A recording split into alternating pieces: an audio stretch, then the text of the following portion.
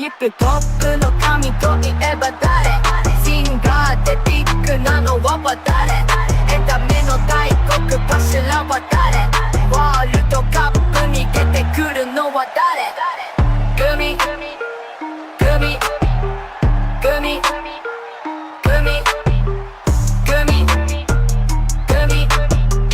グミグミヒップホップの神といえば誰？シンガーでビッグなのは誰？エンタメの大国柱は誰？ワールドカップに出てくるのは誰？ヒップホップの神といえば誰？シンガーでビッグなのは誰？エンタメの大国柱は誰？ワールドカップに出てくるのは誰？グミグミグミグミグミ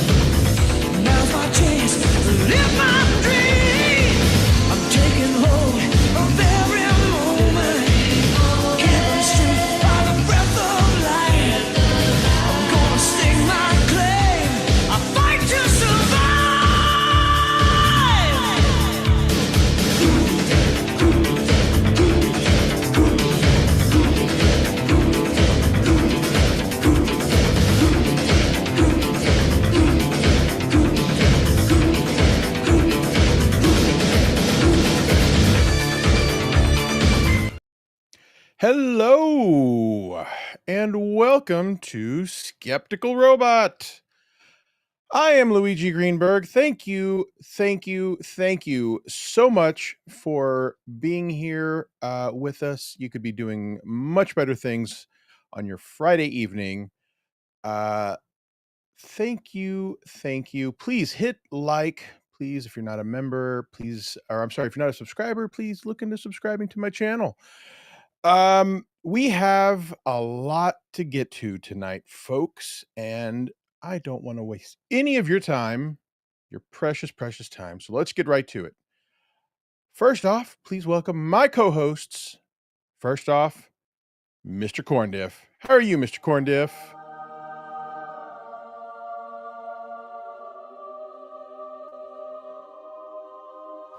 I don't know. I'm here.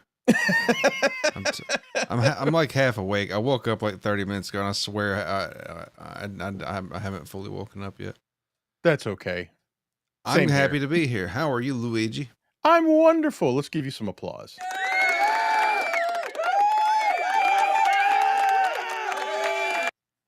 Thank you so much for being here, for interrupting your nap. Thanks for the to invite. be here. And also with us tonight is the most creative little kitten, Gummi Chainsaw. How are you, buddy? Hey, what up, everybody? Hey, you know what, Luigi? What's up? On you. I got nothing going on in my life. This is my place to be. I have nowhere else to go. Well, I'm glad that you chose to be here tonight with us. Of course. We have a lot going on. Before we get started and bring out our guest, we have had a lot of generosity from our wonderful fans lately. Thank you so much for being here. And thank you so much for your generosity. We wanted to take just a moment to highlight some of the gifted memberships that we have gotten that have been given out on our behalf to some new people who are not already members. So please enjoy the short video created by the wonderful Mr. Gummi Chainsaw. Oh my God, how much do you love our supporters? Thank you so much for your support, sir. Sir, how much do we love our supporters? Thank you so much for your support, sir. Sir, we got that dripping. This song is hitting. It feels so good, it's a feeling. I don't wanna calm down. How much do we love our supporters? Thank you so much for your support, sir. Sir, we got that drip. I got a little distracted there. I don't know if anybody noticed, but while that video was going, we got 10 gifted Luigi Greenberg memberships from Hamhead. Thank you, Hamhead. Thank you so much for your generosity. As we were highlighting the wonderful generosity of our amazing fans, we also got 50 Luigi Greenberg memberships gifted by Shuli's Repossessed Soccer Coach Whistle. Yes. What an amazing name. I know that made me laugh like a motherfucker when I saw that. Thank you so much. We absolutely appreciate it.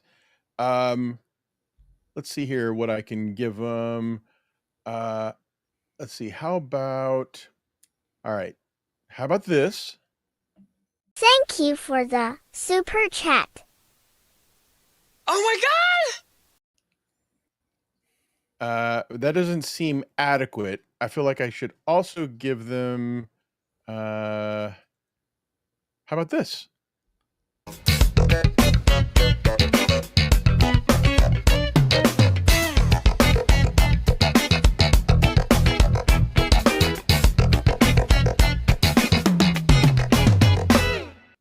All right.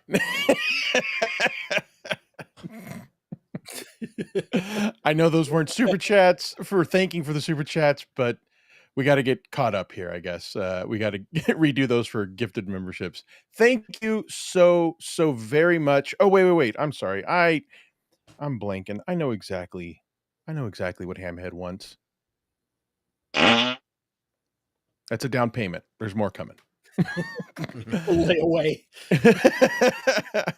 Thank you so much. All right. Now, without any further delay, hold on, I'm scrolling through here. We got a lot of chat. There you go. All right. Without any further delay, let's go ahead and bring out our special guest with the best song of any of the intros that we use here, Mr. Sperg Snake.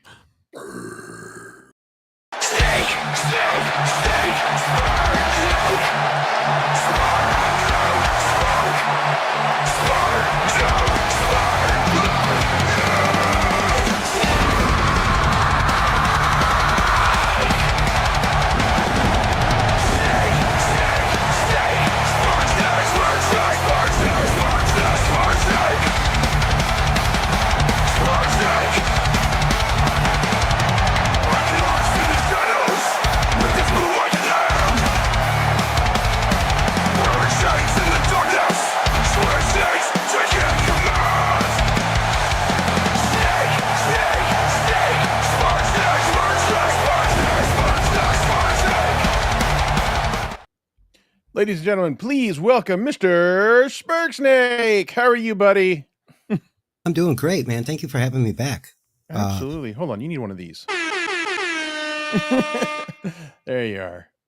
Yes, absolutely. Thank you so much for agreeing to be back. Before we go too much further, I believe Mr. Corndiff will want me to highlight this message in the chat. Do with it whatever you will. I'll give her one of these. Wink. Ooh. A Latin vagina just said she would go down on corn. It is the highlight. It's Friday. I mean, we've gone through a lot of the week, and I want you to know that's the highlight of my week so far. So that's great. Thank you again. Also, I just want to say thank you again to the chat. Thank you very much for the gifted memberships. It just means so much. We appreciate it. We're so grateful. We're just glad that somebody likes this silly show. Thank you for the generosity. Now, Mr. Sperg Snake, we brought you back for a couple of reasons. One is, of course, first, we love having you. Second is because Intervention? What's that? Intervention? It's the way he started out. It was very formal, and it flashed back to me getting detention or an intervention. It was like, Mr. Snake, come here. I got two things I need to tell you. I'm like, well, unfortunately, yes, this is going to get a little awkward and weird. But Now, it's not. Sperg, Yes. we love you very much. So we want you to know that we're doing this Everyone because here we love loves you. Yes. yeah. But we've all Oh, prepared no. a statement that we'd Yeah. like to read to you. Yes. Hurting you hurts us. No, unfortunately, this is going to get a little awkward and weird. And that's why we brought you here, was because we felt like it was only right for you to be a part of this since you were part of last week's episode. Now, we want to make sure that you also plug anything you want to plug before we get started here. So please do that. YouTube at Sperg Snake, and Twitter at Sperg Snake. If you follow me on Twitter, you'll see all this stuff reposted most of the time. And yeah, that's about it. I hang out on Monday nights on Twitter, on YouTube between 10 and midnight East. Awesome. Okay, so let's get into it, folks. Before we get started with the topic of tonight's episode, got to take care of something a little awkward and weird. Not really sure. I haven't been in this situation before, but we have to address actually something that seriously happened behind the stages, or behind the stage. Sorry. This is just odd. This is just weird. I don't really know how to talk about Luigi killed this. a hooker. I killed 7 hookers. He doesn't even know about all of them. God. Oh, All right. no. So I actually spent the week Good thing I have 2 lives left. I spent the week thinking that I wasn't going to talk about this, and with a little bit of I don't know. Encouragement. I was convinced that we should talk about this. So here we go. Let's get into it. We did a show last week on Tommy Morrison. Sperg Snake joined us, and the show was about all of the evidence to suggest that Mr. Morrison had HIV, lied about it, went through a phase of denial about it, and then ultimately died as a cause of it. Believe it or not, Tommy Morrison's widow saw the show. And I'm being serious here, folks. And started following me on X. And it was a little bit awkward and weird knowing what we said and everything that we talked about. But I'm very proud of what we did. And we said everything that was a matter of record and evidence to suggest our opinions on it. AIDS brain. Yeah, I was waiting for it. We're not going to take back anything that we said. We thought everything we said was perfectly reasonable to say, and the conclusions we drew were based in reason and logic. Now, that being said, I did reach out to Mrs. Morrison. Hang on one and second, Luigi, go if you don't ahead. mind. Go ahead. It started like I got the follow, and I was like, oh my god, holy shit! So I DM'd Luigi. I'm like, holy shit, look who's following me. And he was like, is that the real one? And I'm like, yeah, because by the name. Yeah. And then he looked, he messaged me back also, and then he was like, holy shit, she's following me too. And we're like, oh. And then everything went from there. So it was just, we were all like, at first we were giddy as fuck that she actually followed us. Yeah, it was weird, and I didn't believe it at first. I didn't trust it, and I mean, we could dwell on all the details, but I don't really want to do that. But I'll just try to get over this as fast as I can, because I feel like I do owe it to the audience. I know we don't have a huge audience, but I do feel like we owe it to them for an explanation of how things kind of went south. So I reached out to Mrs. Morrison, and I asked her if she was interested in coming on the show, even though we talked on the show about how I didn't want to give her a platform to spout her pseudoscience nonsense. But I still felt like it might have been a good thing to have her on. And I was very professional, tried to give her every encouragement to come on and every, reason to come on. I promised that we weren't going to argue with her. We weren't going to be, we weren't going to have any conflict or adversarial, tone or anything. I was going to let her talk. And from there, she started to tell me a lot of things about how she felt that she saw the show. And I just, I don't know. It was a little weird. So, from there, I again tried to encourage her to come on the show, and she began to start telling me her point of view when I asked her to just, say it on the show. And she began to just start telling me all of these things about how Tommy didn't have HIV, didn't have AIDS, and I was professional. That's all I can really say. I'm really just trying to give it some detail, but I really guess I shouldn't. I was just professional. That's all I was. At which point I said, look, if there's something you want me to read or say, or to, dig into for my own edification about your point of view, please send it to me. And she did. She sent me 24 emails, each with a new document that made her case for him not having AIDS a full-on conspiracy. And it made me very uncomfortable. It was a little too much. It was overwhelming, all this stuff she sent me that just really kind of went nowhere. And then at one point she started asking me some very private questions because she made it clear that she didn't find it right that a lawyer was saying what we were saying. And she Should have started told her I don't agree with women being this outspoken. Fuck off. at which point I just started to distrust our quote unquote relationship, if you want to call it that. I started to get very nervous that she was going to try to dox me, and I refused to play along with answering her private questions, and I just shut it down. I had Dr. Steve lined up while we were discussing this. I contacted Dr. Steve and asked him if he would come on to discuss the medical realities of the situation, to discuss his description from a medical point of view, and he was willing. He said that he wanted to do it, and I am very, very grateful to Dr. Steve. However, once things kind of went south, I told Dr. Steve it wasn't necessary, but I'd still love to have him on the show, and he said he'd love to be on the show. So, all right. So I just basically had to cut it off before it got any deeper, and I guess that's it. But I didn't want to talk about this because it really made me angry. It really, really pissed me off. But I think Gummi and Corndiff kind of encouraged me to talk about this, and we thought the audience might want to know. Yeah.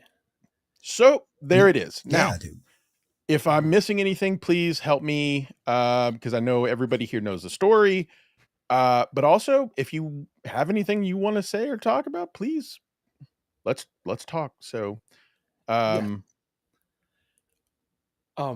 yeah. So here's the thing. Here was my observation, right? please. So we're a small show, so Tiny. We're tiny. We're nobody. right. So it's not like we got enough build to be like trending or nothing like that, right? So it's not like that. It's not like, the name's out there. So she's actively looking up her husband all these years later, because how else is she going to track us down? You know what I'm saying? Like, so Yeah, that was odd. That was a little odd. The fact she found us, I'm like, holy shit, she's fucking Google searching the shit out of his ass, to this day. Buzzwords, Google searching keywords or something like that. Yeah, because there's no way we'd be on anybody's fucking radar. So right there, that's like, holy shit, that's just a red flag like a motherfucker. But yeah, that was like my big takeaway was like, wow. It was shocking. It was a very odd thing. Go ahead, please. I'm sorry, I didn't mean to interrupt you, Sperg. No, yeah. I think you avoided some trouble there. Definitely, because she, like Gummi just said, she's actively grifting on this.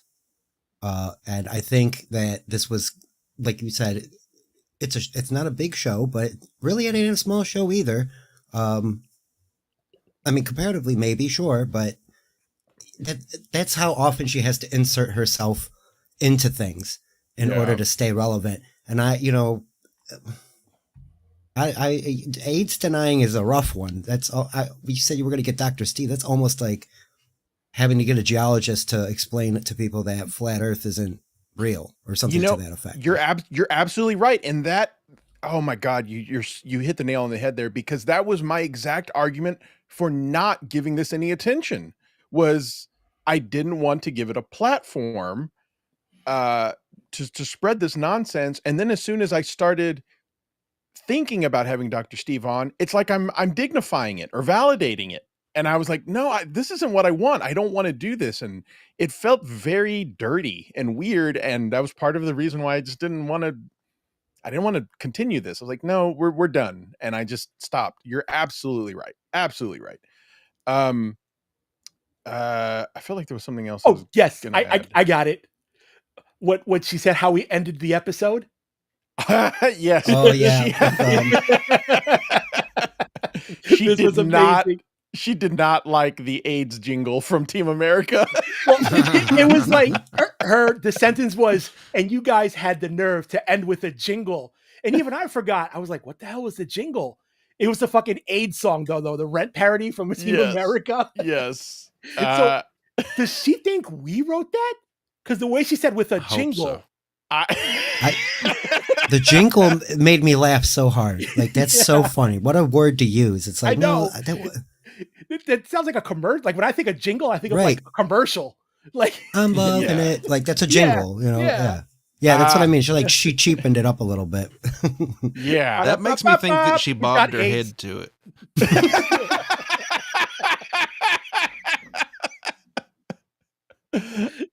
You know Sorry, what? Corndiff. That's what I'm gonna believe. Yeah, man, this was just weird. This was a weird week for me. And it was weird to keep it a secret. It was weird to talk about it. It was weird to bring it up. And I guess to some extent I was on board with having her on, discussing it, and I was planning on being true to my word that I was not going to make it adversarial. I wasn't going to make it a conflict. But at the same time, I was just like, man, I just don't want to give this a platform. And then someone brought to my attention something I hadn't thought about, which is YouTube is a little inconsistent, however, very, very direct in their punishment for misinformation. And I could be putting the channel at risk by having her on should YouTube decide that that is misinformation. I really thought we kind of had our bases covered with us arguing an opposite point, but you just never know how that's going to be perceived. That would just be a lot of headaches if it were to be perceived the wrong way. And how ironic would it be that a skeptic channel gets taken down for misinformation? It's odd. It's where, oh, hey, Dang Lizard, thank you very much for the $5 croissant dollars. Oui. Yeah. I agree that it's not right that a kitten in a corner saying all these things. As a lizard person myself, I just get why you would do that. Dang Lizard, you're going to enjoy next week's episode. Yes. We are going to be talking about David Icke and lizard people. Thank you for the $5 croissant dollars. I appreciate it. And special guest Ray DeVito. It even just sounds funny to say. Is that true? Is Ray going to be on to see David Icke? I am curious. He has committed to it. Whether or not he is here, I'm not gonna blame him if he backs out. I'll just say that. Okay, fair enough. Yeah, but he has committed to be here. I was on his show once, and I think he's probably going to repay the favor. But we really just kind of thought that it would be perfect for Ray because it's just such an odd topic, and to see him just kind of get a little, I don't know, alleviate some of the heavy stuff with some comedy, but also maybe have some funny interaction with conversing about it. We thought he'd be good. All right. I feel like he's going to walk out a believer. You're right. That's what I'm worried about. My God, I'd be so proud. I'd be so proud if he says that Luigi Greenberg convinced me that lizard people exist. Yeah. Matt Hibner, thank you for the encouragement. I appreciate it. It says he says you were right to drop it. Nothing good would have come from it. That's how I feel. I don't feel that any good would have come from it, but I still felt an obligation to try to squeeze a little bit of good juice from that fruit, if that makes any sense at all. But it just you want vitamin C, not vitamin HIV. Yes, exactly. I saw something up here. Hold on. Where'd it go? All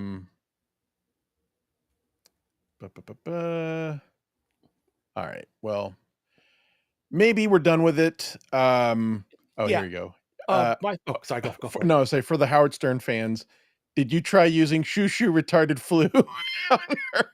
It usually works with the feeble-minded. Way to go, Missing. All right. We do have two people on the panel who are not Howard Stern fans. There was an epic prank phone call where there was a guy on the show named Gary the Retard who always fell for pranks. They called him and they said that they were the phone company working on his phone lines. But if anyone calls, do not answer the phone. So they start calling him back, and he answers the phone, and they start pretending like they're electrocuted. And then they call him back again and say they're the phone company, and they say if they call you, oh no, wait, I'm sorry, I'm getting my calls totally mixed up. They're saying the flu got into the phone lines. That's what it was. The flu got into the phone lines, and if you answered the phone, you could catch the flu. And then they say the way you get it to go away is you say shoo shoo retarded flu, and he answers the phone, and they say, and the guy says, I'm the flu, and he goes shoo shoo retarded flu. Anyway, I didn't make it nearly as funny as it is. It's a classic prank phone call. All right. I probably even fucked it up and made it very less funny. If I can just say one last thing about it, please. All right. Fern Dog, that why does she have to be so HIV negative?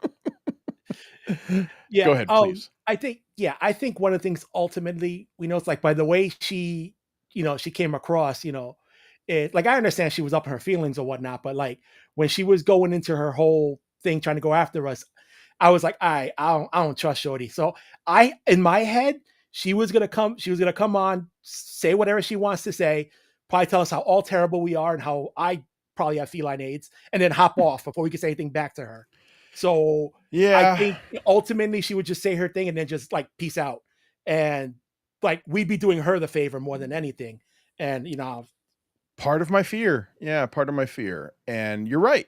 You're absolutely right. I will admit, I did kind of want to fuck with her a little bit. Oh yeah. My plan was to let her say what she had to say, and then I was just going to say, okay, let's say that takes 5-10 minutes, tell her whole story. We were going to be quiet, not say a word, not argue with her. And then I was going to ask her, where'd you go to medical school?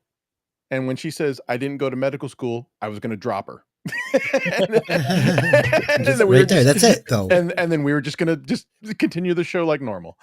But I think I don't want to get into the details. I don't think it's right to like share our personal messages, with the public. No, of course not. But if you saw some of the things that she asked, I think all three, and I don't want to speak for anybody, but I think that my three co-hosts here all agreed she was trying to do something underhanded. Yeah. And I don't want to speak for you guys, but Oh yeah, no, you talked to me about it, and yeah, I felt like there was definitely an underhanded thing coming up. There was when you weren't entertaining everything that she was saying. You're like, we'll let you say your piece, but you got to show some proof. And then she sends you 24 more emails. Okay, that's red flag number 1 through 24. And I'll be honest, I tried to look at everything she sent me. It got overwhelming. It went into some weird areas that had nothing to do with medicine. You said how many emails? 24. I thought you were like exaggerating at first. No, she sent me 24 separate emails. And fuck her for not following me. Like, it's not just the cat and Luigi. That damn Corn needs followers too. I agree. Old nutty bitch. He definitely had AIDS.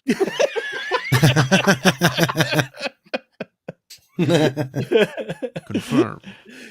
No, she just thought about would have been great if we played the AIDS song on loop, but just real low, so like we could hear it, and just have it on a constant loop in the background, and then like towards the end, like slowly bring it up like 1% in volume. I can make that happen. Slowly ramps up, and then you cut her off. Do y'all hear something? What is that? Wait, hold on. Everybody be quiet. What is that? What is that? What is that noise? It sounds like they're saying AIDS. And niggas in my ass.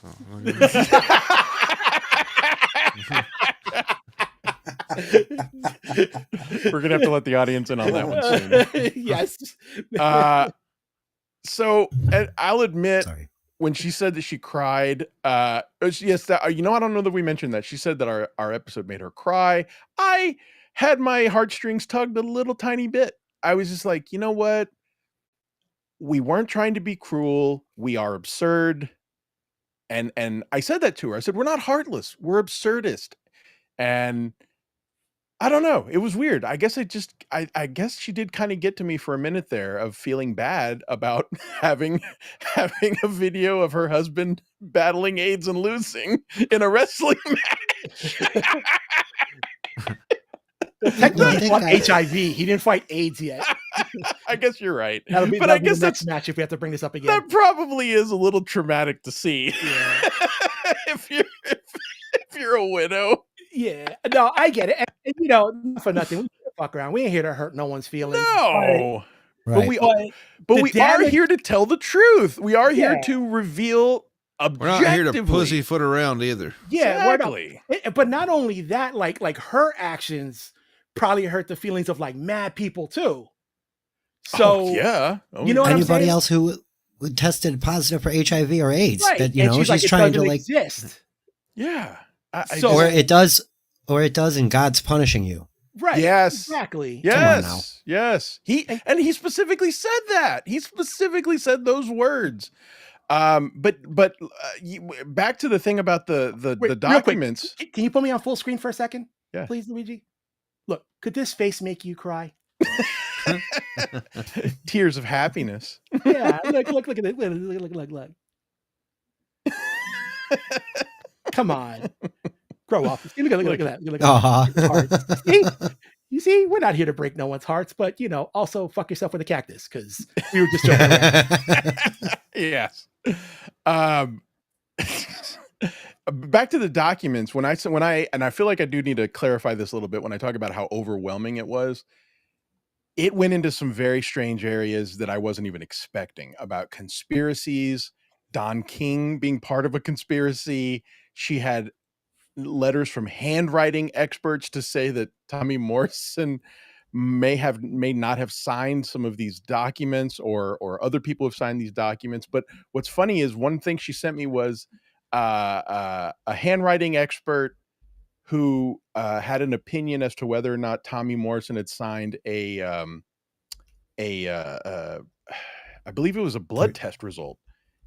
And Oh, really? it's something like that. I could be wrong. I can't remember exactly, but it was about Tommy Morrison's signatures having something to do with medicine. I can't remember. It was a lot, I'm telling you. And she sent this to me, and I read it, and she, in the subject matter of this email, says, this is a handwriting expert who said that Tommy Morrison didn't sign this. Well, I actually read the report, and the report doesn't say that. The report says inconclusive. And so she's like even suggesting these conclusions that weren't even there. And that's when I was like, I'm not dealing with this. I'm not doing this. Oh my God. Hold on here. First off, Hamhead with the 10 Luigi Greenberg memberships. Thank you, Hamhead. Hamhead, always awesome, always cool. We know what you want.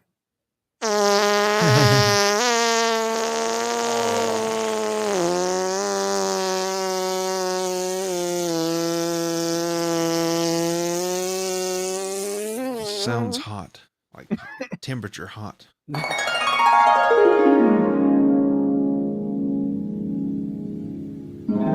Neat, cute.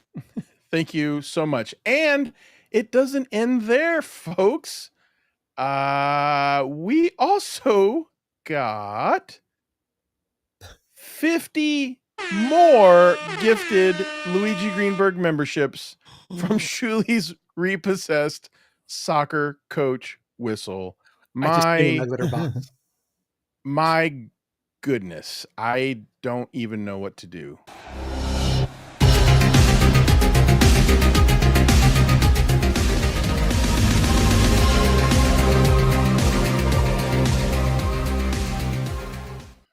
Thank you so much. Thank you, everybody.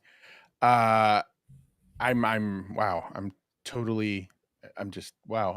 overwhelmed. And you know what? I'm gonna let Juggalette Jen here say it best and summarize this whole situation for us.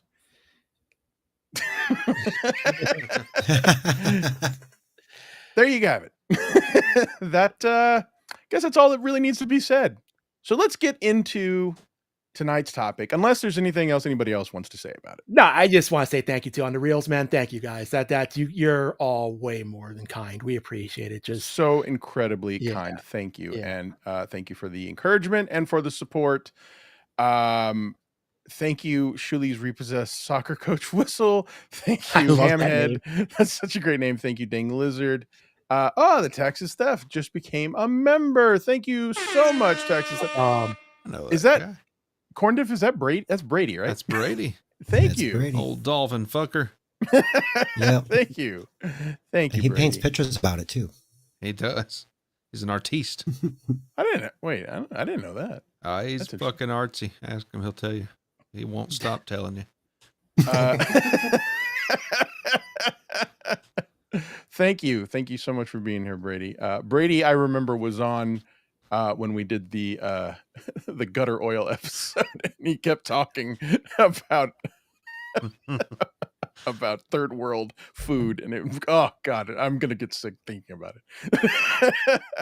All right.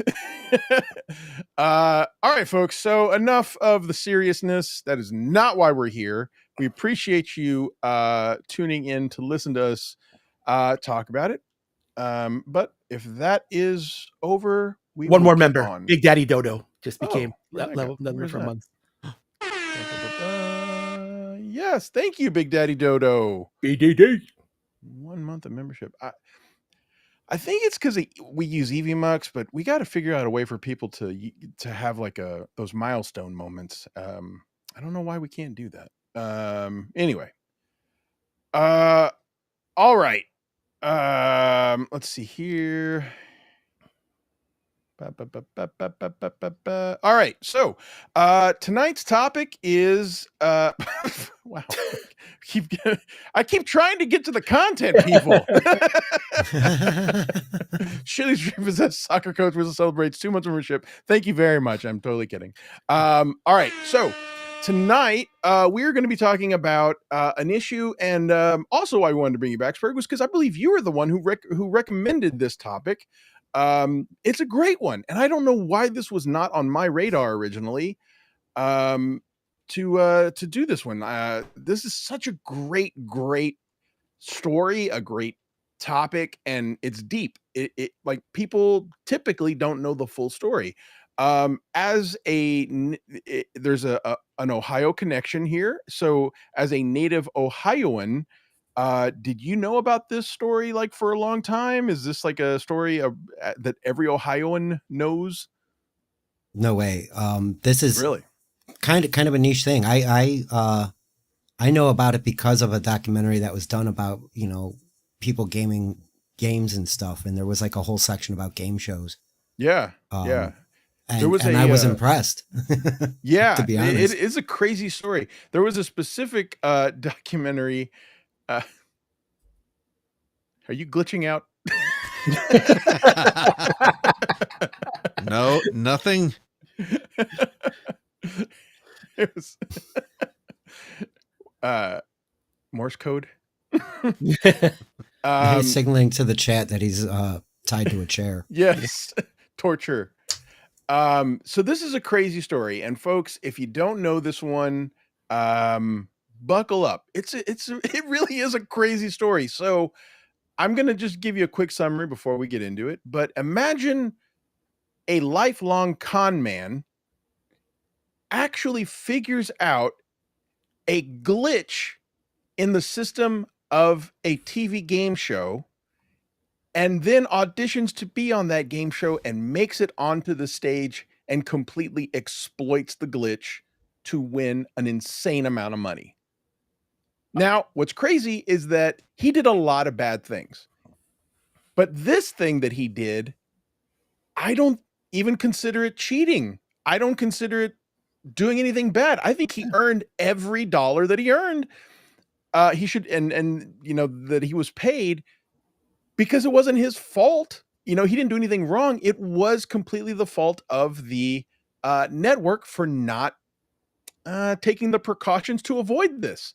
Same way that someone might compare it to someone might compare this to like counting cards, but it wasn't even that complicated.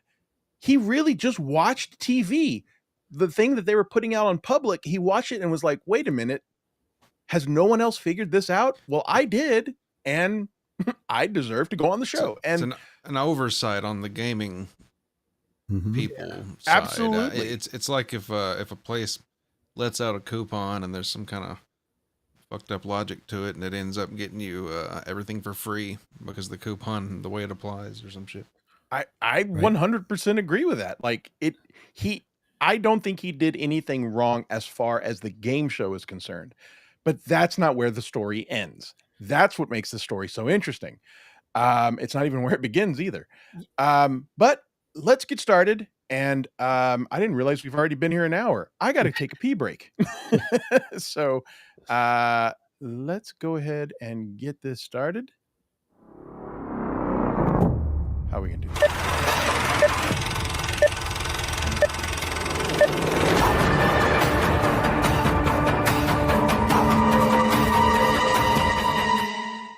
Can everybody hear it okay?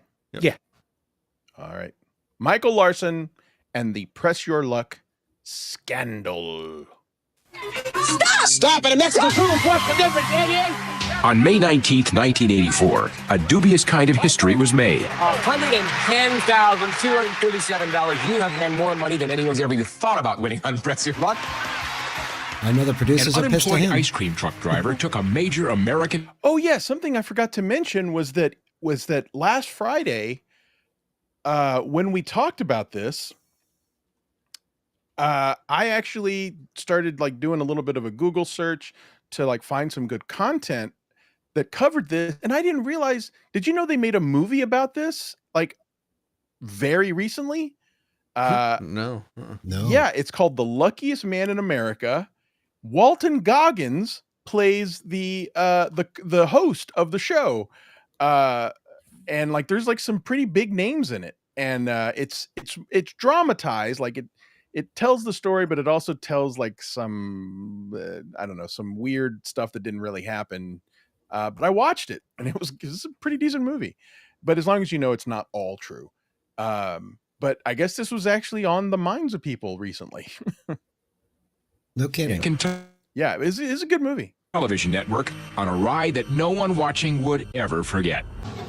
The year was 1984. Greed was good. Ronald Reagan would soon start his second term, and the elder George Bush was a humble vice president. I just don't believe we ought to do that. The Summer Olympics made sure that everyone loved L.A. And Michael Jackson was, well, Michael Jackson. In television, obscene wealth and wisecracking private eyes ruled the primetime ratings, and game shows reigned in daytime. Shout out to Simon and Simon. How great was that show? Anybody remember that one? Oh man, I remember the intro. I didn't really watch it. I was kind of young. I was 3 in 1984. I remember seeing reruns when I was younger. I watched reruns. If it wasn't a cartoon, I didn't pay that much attention.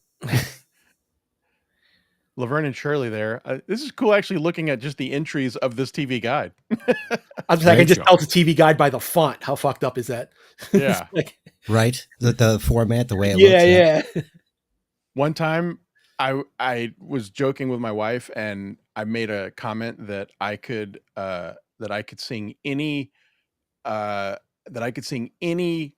TV opening theme from the 80s, and she said Laverne and Shirley, and as soon as she said it, I went 1 2 3 4 5 6 7 8 Schlemiel, and I just went right into it. She was like, "Oh my god, you're such a nerd." We're gonna do it. Give us any chance, we'll take it. There you go. Give us Thank you. any rule, we'll break it. We're gonna. All right, Tomorrow. Dreams come That's true. enough for theme song karaoke on Skeptical Robot. This segment. Hosted Press Your Luck during its 4-year run from 1983 to 1986 on CBS. And here's another piece of nostalgia. While today's high-tech, big jackpot game shows like Who Wants to Be a Millionaire gives big bucks a whole new meaning, if you wanted to be a millionaire in 1984, you wouldn't go on a game show. That's because cash prizes, even on the biggest shows like Price is Right, never, and I mean never, got higher than $40,000 in a single day. Wait, hang on a sec. But Yeah, 40 racks in the 80s was good money, though. Yeah. It was a lot. Yeah, It was so- totally a lot. And then I guess adjusted for I don't know what that is for inflation, but we're gonna Right. find out how much this guy won and how much it was adjusted for inflation. It's pretty Oh, fucking boy. ridiculous.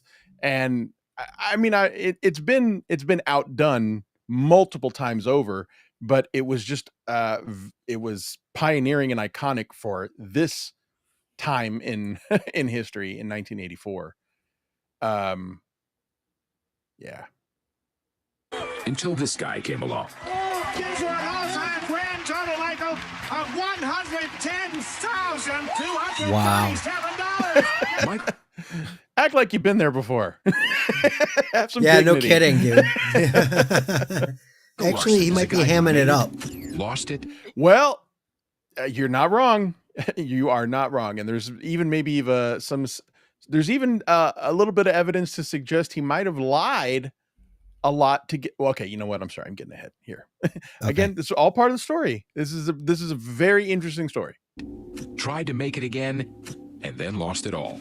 My brother was what we consider a strange, definitely strange. I mean, he wasn't a bad person. He wasn't a mean person. He was very easy Looks to like get the along gopher with, from but Caddyshack. he always thought that he was. Did you say the gopher from Caddyshack? Yeah, he looks like the gopher from Caddyshack. Look the way he smiles with his teeth coming out, and think of the gopher when he's doing the little dance when he Yeah. pops out of the hole. And Yeah, my it's guy looks exactly like what the I gopher. thought. Yeah. That's hilarious. And I can't argue. Smarter than everybody else. Well, on May 19th, 1984, Michael Larson was smarter than everybody else, at least smarter than us. After it was all over, I asked Michael Larson a few questions. Everybody in the studio wanted to know, who is this guy? And you've been watching the show and Every day, I don't, I'm unemployed. So now where you're from and you came out here from where? Southwestern Ohio, between Cincinnati and Dayton. And what did you used to do, Michael? What kind of work? I've been an air conditioning mechanic, and I drove an ice cream truck for. Want to highlight that. Apparently that's true of his story. He drove an ice cream truck. But also at the same time, you see him kind of highlighting certain things about his story as opposed to others, because he was yeah, you know what? All right. I don't know why I keep wanting to get ahead of the story. My parents about would 10 not let me buy ice cream from him. No way. 12 years, but I'm not this summer. No way. Evidently not. Michael, I understand that you borrowed the money to get here. Yes, sir. You went to a thrift shop to buy a shirt to get on the show. 65 cents. 65 cents for a shirt. I'm sure anybody would give you the shirt off their back right now. Okay, now, Michael. Sperg, you're a fan of Tales from the Crypt. Do you remember the episode of Tales from the Crypt about the ice cream man heist with Bill Paxton and Brad Dourif? Like vaguely. I would know have that's gotten that one. No, not yeah. I'm just not rewatching them because it's been so long. Hey, Big Daddy Dodo, thank you for the $1.99. Thank you. Look at that profile picture. I didn't do nothing Already. wrong. That's great. That is a great, even like outside of context, that's a great profile pic, I think. Like Yeah. for X, that's a great one. Oh, yeah. That's a really, really niche reference. Nobody will ever uncover that. That's funny. He kind of looks like that now Jack Black. Yes, the current Jack Black. That's true. Yeah, that's true. All right. Well, I understand that yesterday was your daughter's birthday. Yes. What happened? I didn't have any money really to buy her anything. She will get something now. Very nice. Michael She did loaned him rush the some money to nice get to the birthday trip. presents off to 6-year-old Jennifer. I stole the money from her piggy bank to get here. Dylan got it. Paxton Tales is Yeah. fucking peak over the top crypt. That's a great episode. Yeah, you guys should watch that. Or you know what? Have me on for that one. That's a great one.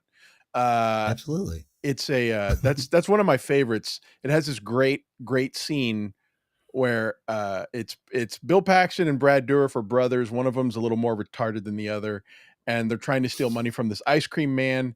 And I think it's Paxton says, tell us where the money is. And Brad Dourif says, I'll make him talk, and then blows him away with a shotgun. And Paxton says, how's he going to talk now? He's dead. And I mean, it was just one of the scenes I saw that when I was like 12 or 13. And I remember just laughing my ass off and not wondering, or like kind of wondering why I'm laughing at something when I'm supposed to be scared by it. None of it made sense at the time. Anyway. Much to the surprise of many of Michael's other relatives. But I'm getting ahead of myself here. Let's back up to where our story begins.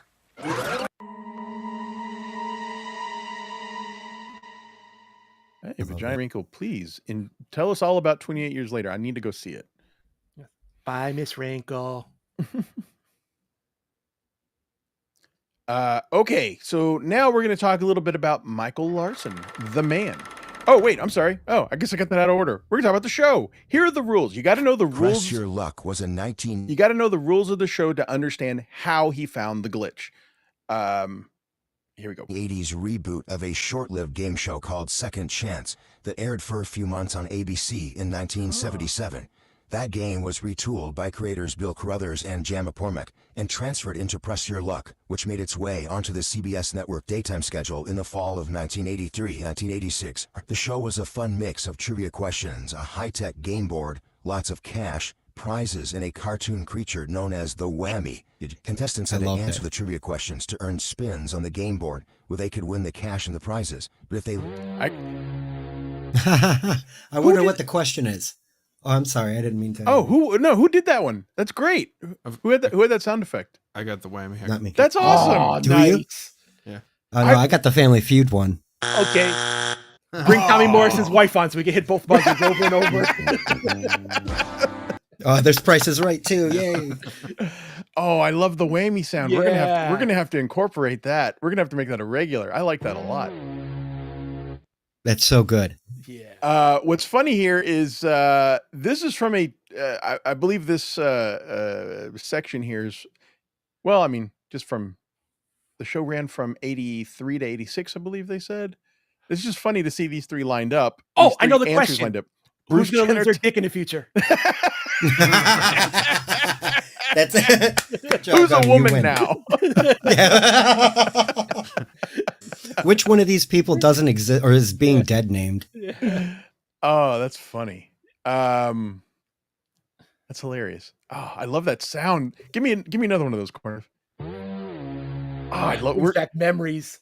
Oh, we're gonna have to use that. Ooh, nice.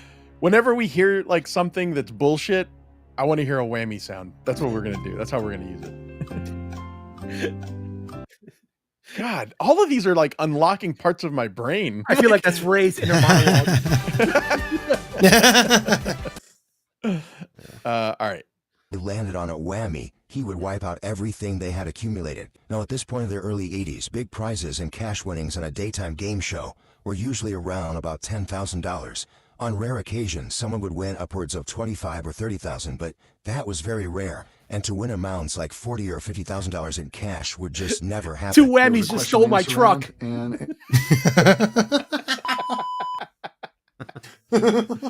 Okay, all right, hold on. All right, so Hamhead just made a suggestion. I kind of like it. Hold on, let me get prepared here. Okay, because he donated so many memberships, I think he deserves it. All right, Corndiff, give me a whammy sound.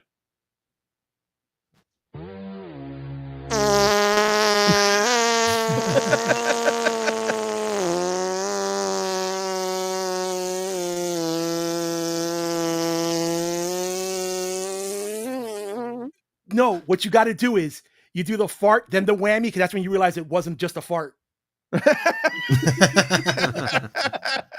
Okay, all right, we like that. But we'll save it for later, though. Yeah, of course. A bonus round, spin round. The question and answer round, you earned spins on our big bonus board.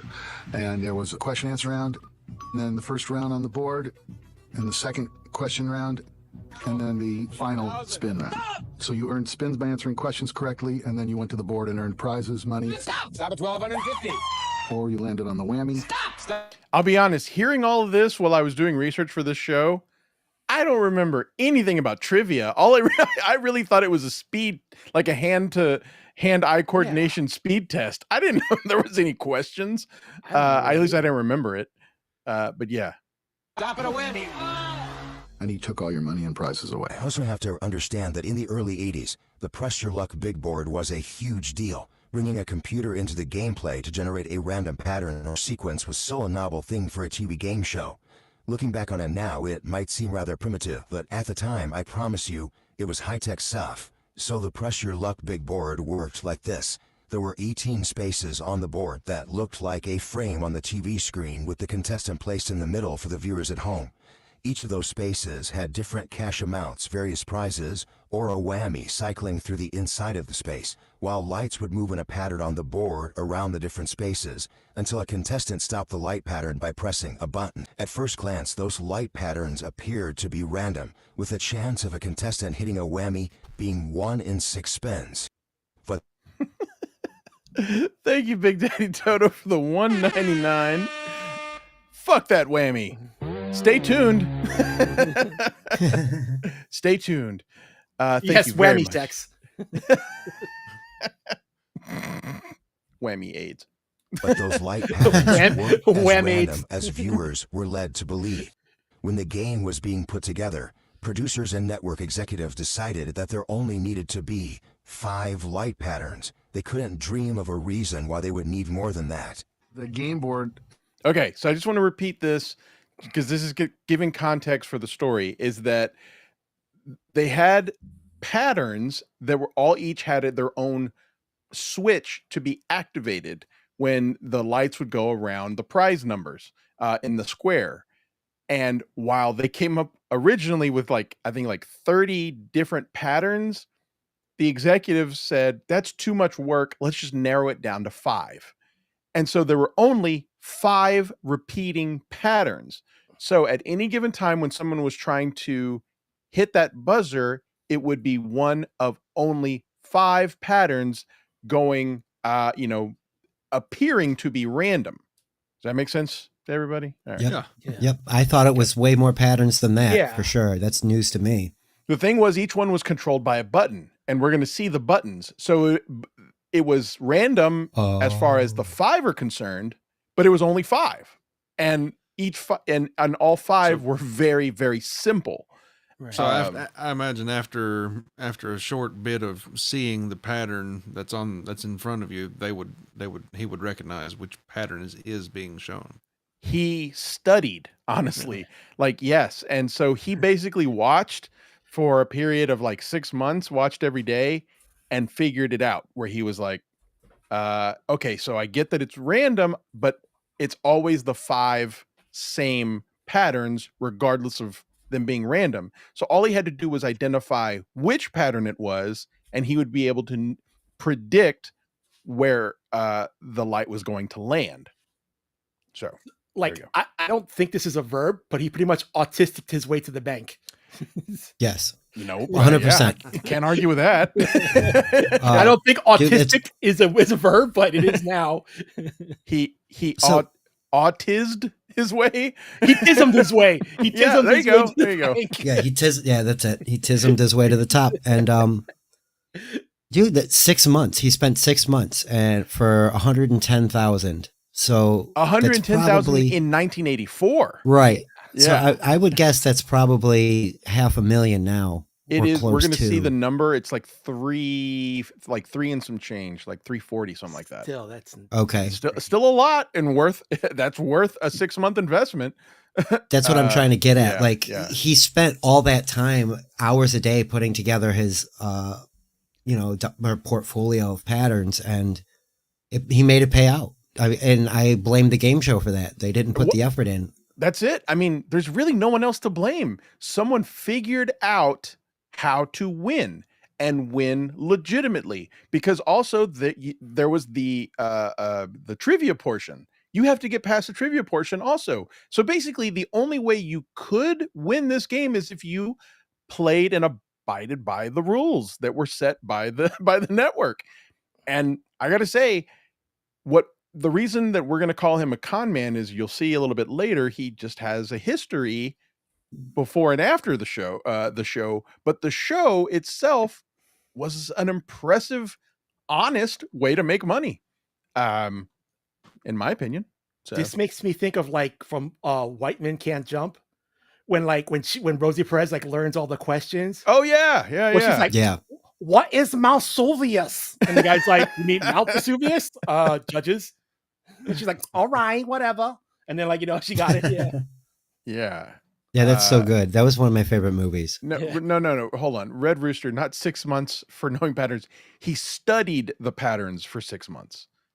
On TV, watching it apparently incessantly and recording them. And he mentioned earlier that he was unemployed, so yeah, he was just watching TV Right. all the time. Yeah.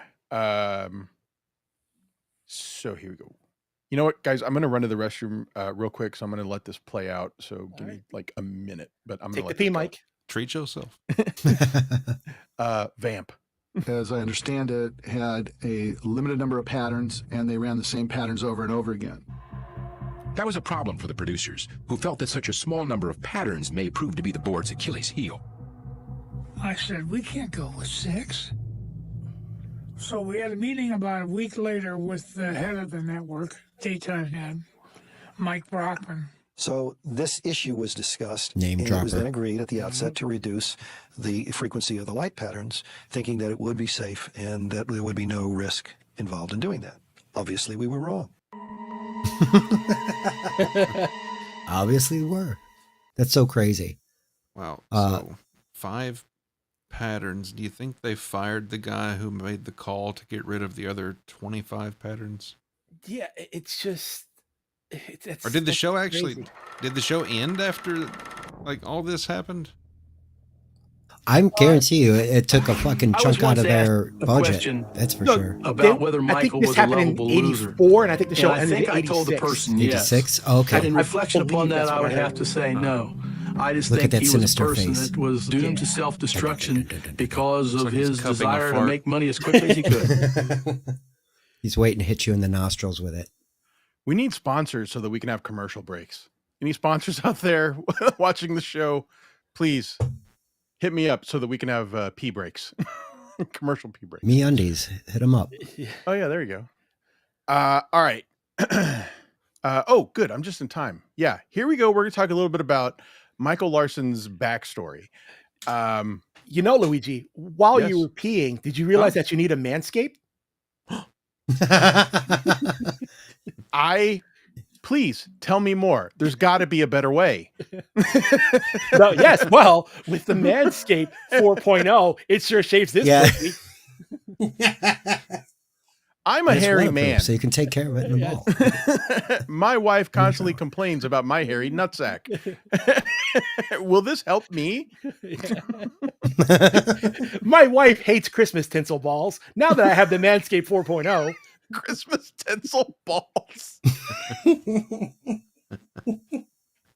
Sadly, I know exactly what that means without having it explained to me.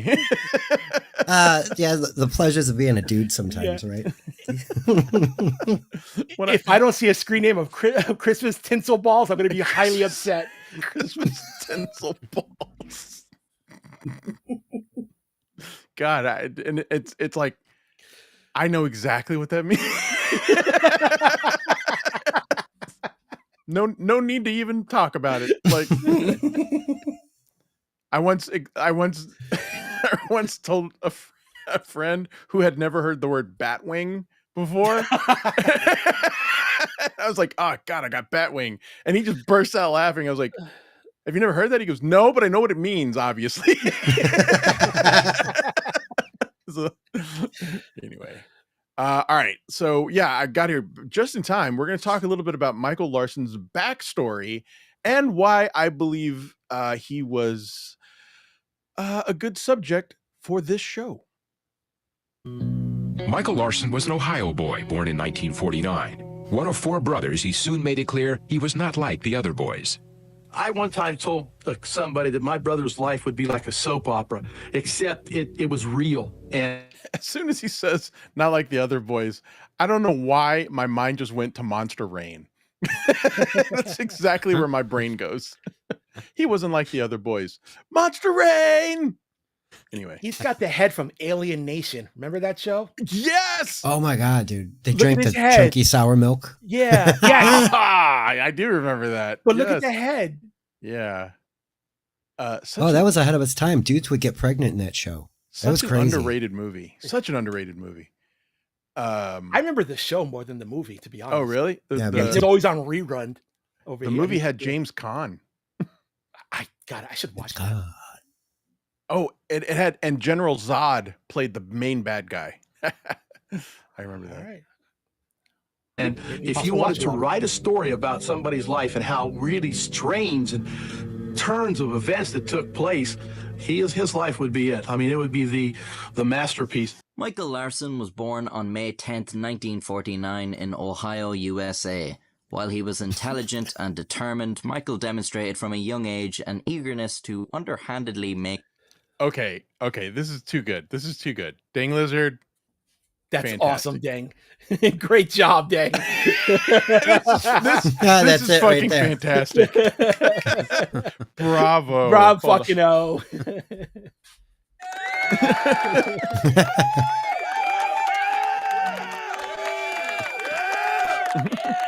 Thank you, Dang Lizard. Yes, an HIV conspiracy theorist is trying to dox me. Has this happened to you? Try NordVPN. That's amazing. Amazing. Oh yeah, Latanya Vegas knows Detective Sam Francisco. Yes, that was Mandy Patinkin's character in Alien Nation. Oh, he was in that movie too? He was Mandy Patinkin was the alien and James Caan was the human, and they were both police officers and they were partners. And yeah, man, I watched that. I watched that movie a lot as a kid, and I'm sitting here just thinking about it. Why did my parents let me watch that movie? That was not a age appropriate movie to watch. I guess it was better than watching RoboCop, but for a kid, I mean, I love RoboCop. Oh, you know what? If no one knows this, my my YouTube profile pic and also my ex profile pic was what I got when I put into an AI image generator RoboCop as a werewolf. And it generated two separate images in an 80s theme, one that looks like a T-800 Terminator and a wolf next to it. And I just loved it. I loved it so much, and that's been my profile pic. In middle school, he'd smuggle candy bars to class and sell them for double the price. This style stayed with him throughout his life. As he grew up, he'd constantly be looking for some way to game the system. He's arrested 3 times between 1969 and 1982 by the Lebanon and Dayton police departments for receiving and concealing stolen property, larceny by trick and petty theft. So essentially... Wait. Go ahead. Go ahead, Luigi. I was going to say larceny by trick. Yes, larceny by trick. Basically, what's the word? Like, if you tell somebody that you represent like a company, it could be an issue. Like if you say, you know, I work for Home Depot or something like that, and they give you that's a bad example. A repairman. There we go. I'm a TV repairman. Let me have your TV, and I'll repair it and I'll get it back to you, and then you sell it. So it's basically if you can entice someone else to give you something of their free will under false pretenses, is larceny by trick. But this is the issue, is that ultimately what we're going to learn is that Michael Lawrence, even though apparently was smart, he was apparently intelligent, and he was apparently able to work, he was always looking for shortcuts, even if it meant skirting the law. So what's interesting about this story is that he's a con man. He is essentially a con man. We're going to learn about some of the cons he tried to pull, but his effort in trying to learn press your luck was right in line with his typical scam, his typical, you know, his typical con, his grifts, but it doesn't rise to the level of cheating or criminal. It's kind of a, I don't know. It's a little bit of an anomaly. It's a little bit of a conundrum in that he used all of his grifting skills to do something honest and completely legitimate within the rules that were set for him. But the only reason he did it was because he was such a great con artist. So it's a little bit of a dichotomy there. And that's why I find this interesting. Here you go. Once, he found a bank that offered $500 for opening a new checking account, so he opened a bunch under fake names. Another time, he registered a business under a family member's name, hired himself, which I suppose is technically a form of nepotism, and then fired himself so he could get unemployment benefits. So those, I gotta admit, are two pretty brilliant scams. That's fucking genius. He's obviously smart, you know? And then he could have sued for like unlawful termination. But he's just not honest about it. And that's what's crazy is that I've always said, like, you know, if a good con man would just put his efforts into something legitimate, you know, he could probably still get the same amount of money. This is pretty... Go ahead. You would like for that to happen, but it's I don't know. It's a tinkerer's brain kind of. He's like reverse engineering the system to figure out how he can get around it. And the thing needs to exist already. You know what I mean? Like, if you give me something and tell me to figure out how to break it, I think I would be all right with that. You know what I mean? Like that's what like you would give him. You would propose this guy your idea. Break this for me so that way it doesn't happen again. You know what he'd be great at is if he was in software and if we gave him like a software and said, tell us how a hacker might try to break into our software. And he'd be like, okay, yeah. And like, he's obviously smart. These are really smart scams. Hey. Rumple Trenchcoat. Even those who are pure of heart and say their prayers by night become RoboCop when the wolf bane blooms and the moon is shining bright. Nice. My God, I need that stitched into something, into a pillow. Yeah, that's like the that Stallone movie where he like broke into the prisons that he would design to break, and then like he got stuck in the prison with him and Schwarzenegger. Oh yeah, what was the name of that? They had the metallic boots. Escape Plan. That's it. Yep. Yeah, you know, there's like 4 of them, and like 50 Cent was like in the last few of them with him. It was like Schwarzenegger was like, "Fuck you, I'm out" after the first one, and it was like Stallone and 50 Cent for the next couple. Yeah. Yeah, Schwarzenegger decided it wasn't worth his time. Yeah. Red Rooster is saying that I'm trying to make him look bad. No. He was a criminal. But the game show aspect of his life was perfectly legit. Yeah. He utilized his skills as a con man to do something completely within the rules that were set forth for him. It is brilliant. I almost view it more like I think he was looking for the con. He was looking for a way to come. Yes. Like if the solution that would have got him the win had been less legitimate, and it wouldn't have stopped him. It just I think he stumbled onto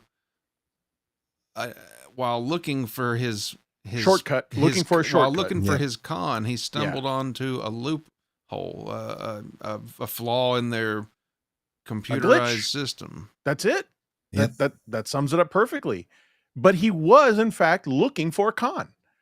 And that, I mean, that says it exactly. He was looking for a shortcut or a con or a grift, and he stumbled upon something that no one else had figured out. And he did it, and make no mistake, I don't mind spoiling this part. He got a check from the network because he played the game according to the rules, and they couldn't argue it. They tried, but apparently their lawyers were like, no, you got to pay this guy. He didn't do anything wrong. Yeah. All right. Well, that's the thing. They knew they had 5 patterns. They had more than 5 patterns, but they reduced it to save money, and it cost them in the long run. And then as soon as this was over, they aired it once. They felt embarrassed. They never aired it again. And then they upped the pattern to, I believe, 30. It's 6. 6. I believe it's like 30 something patterns. right after this because they're like, we can't let this happen again. Here you go. At that point, he kind of deserved it. You know, it sucks getting fired and it sucks firing people, and he had to do both in one go. Michael mostly coasted on these payouts and rarely had steady employment, so he spent his life largely just scraping by. By his 30s, he worked as an ice cream man during the summers and was hooked on finding opportunities in his new obsession, game shows. Already married and divorced twice while very young, by 1983, Michael was in a common-law marriage with Teresa Dinwiddie. Michael Larson had a constant yearning for knowledge.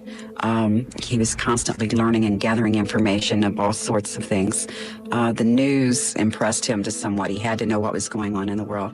My brother was the type of person that would get involved with something and get in over his head. Michael wanted to transcend his day job, to move beyond his station, to become somebody. He soon built a platform for the launch of his dreams. Michael had gathered up televisions. We had 2 or 3 of the old box 25-inch that sit on the floor, VCRs. And on top of those, he stacked other televisions. Then So I've heard that the number went up to 12, that he had stacked 12 TVs on top of it. Do you remember how much heat? Yeah, I was just thinking it had to be a hot room. Those TVs generated, the tube TVs. My God. I still use one. You still have an old tube TV? Yeah, the PlayStation 3's hooked up to it. Oh, you that's can watch awesome. YouTube on it. Yeah, no, I'll take you a picture. Oh, please do. I'll go back and take a picture of this. I'll admit something that I've always thought was a what's the word? A great looking piece of art were the wood grain TVs. Like I missed those. Those were so gorgeous. The one in the intro, that Sony television with the big ass remote, that is Sony's. That was their top of the line television that year. That thing cost probably close to $6 or $7 grand at that time. So they're ridiculous. Some of those the TVs. motorized doors, I believe it. Yeah. Wow. I'm probably inflating the value by a lot, but yeah, no, they were in the thousands at some point. Yeah, Jesus. We had one in my house. My parents. I mean, I remember it was like 60 inches of wood, 13 inches of TV. Like it was just all. Yep. My grandma had a floor model like that. It was, all wood grain. It was like a piece of furniture, not a TV. Yeah. It was like a cabinet with a screen. Yeah. My grandmother had one that I asked her not to throw it out because I was like, when I was a teenager, I was like, I'm going to move out one day and I want this in my house. And then ultimately she just threw it out anyway, but I loved it so much. And it stopped working like when I was a kid. But I just loved it. And to this day, I still think it was it's a piece of furniture and it's also just cool to look at. Hey, talking TVs, skeptical robot. Talking to and I'm not gonna deter you because I'm like, I had a Motorola that I got a few years back that was like that, and the TV went bad, the tube went bad, so I gutted it and built a bar, shelving inside, so you would slide it open, and the alcohol bottles would be in it. Dude, that's so much fun with that stuff. That's fucking back to this goofball. Matt Hibner, I still have grandma's wood console TV I use daily. Fuck, that's cool, man. That's awesome. That's so cool. He ain't lying. Go check his channel. Oh, really? Oh, okay. Yeah. It's Rumble Trench Coat. Exactly. If you lost your house, you could still live comfortably in one of those old TV cabinets. Facts. My grandmother also had a record player that was one of the wood grain record players that you had to slide open the door. And I wanted that thing too. But man, she got rid of it all. Ugh. I know it sucks. Yeah. That's what thrift shopping, man. That's what I was doing for a long time. Is like trying to down and began to watch a lot of television. I'll be right back, guys. I gotta pee. He was looking for something, just what he didn't know. Michael watched any program geared toward making a fast, easy buck. His favorite such programs were game shows. Michael was so obsessed with his game shows and his televisions and whatever else he would do. It put a large strain on our relationship. Get away from me, bitch. I'm watching my game shows. Right? Yeah, no, he was like, I'm studying. Leave me alone. Oh my God. And not just studying one that, the house was probably hot as hell from all the TVs. Yeah. You probably think you're living with a crazy person who's watching 12 TVs of game shows. Hey, honey, have you looked for a job today? God. This is my job. Yes, yes. And you know what's so crazy is I also would have thought he was crazy, but it turns out he took this seriously and really made money off of this. But it's probably got to look very absurd in the moment. Yeah, absolutely. Then one day, Psycho Dad. No sex tonight, Peg. I'm watching Psycho Dad. Psycho Dad. Psycho Dad. Michael Larson saw the light. It's time to press your luck. He saw Press Your Luck. You must have rolled 25 times without a whammy and you're still going? Oh! Kind of like a giant ship, almost like the Titanic. And in its day, it was the technological marvel of its time. Unfortunately, Press Your Luck, as the Titanic, met Michael Larson, the iceberg.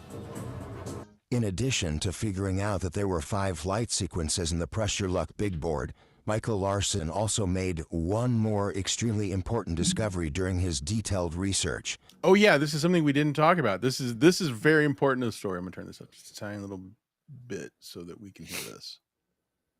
And that was, a whammy never appeared in squares 4 and 8.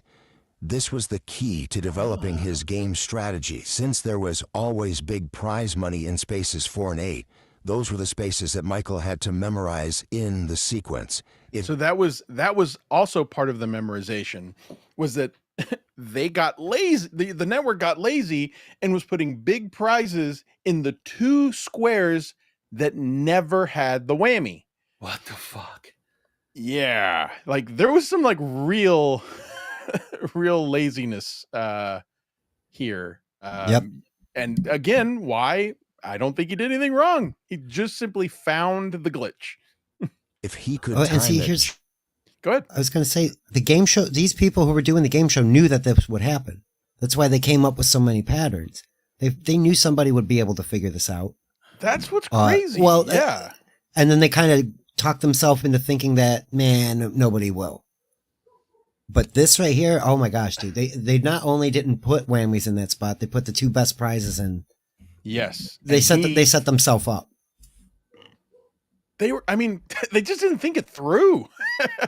But apparently, okay, so Rumble Trenchcoat says, was it an inside job?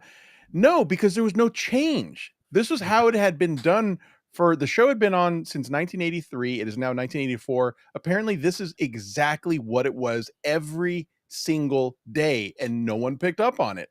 They just, Red Rooster, there you go. They just fucked it up.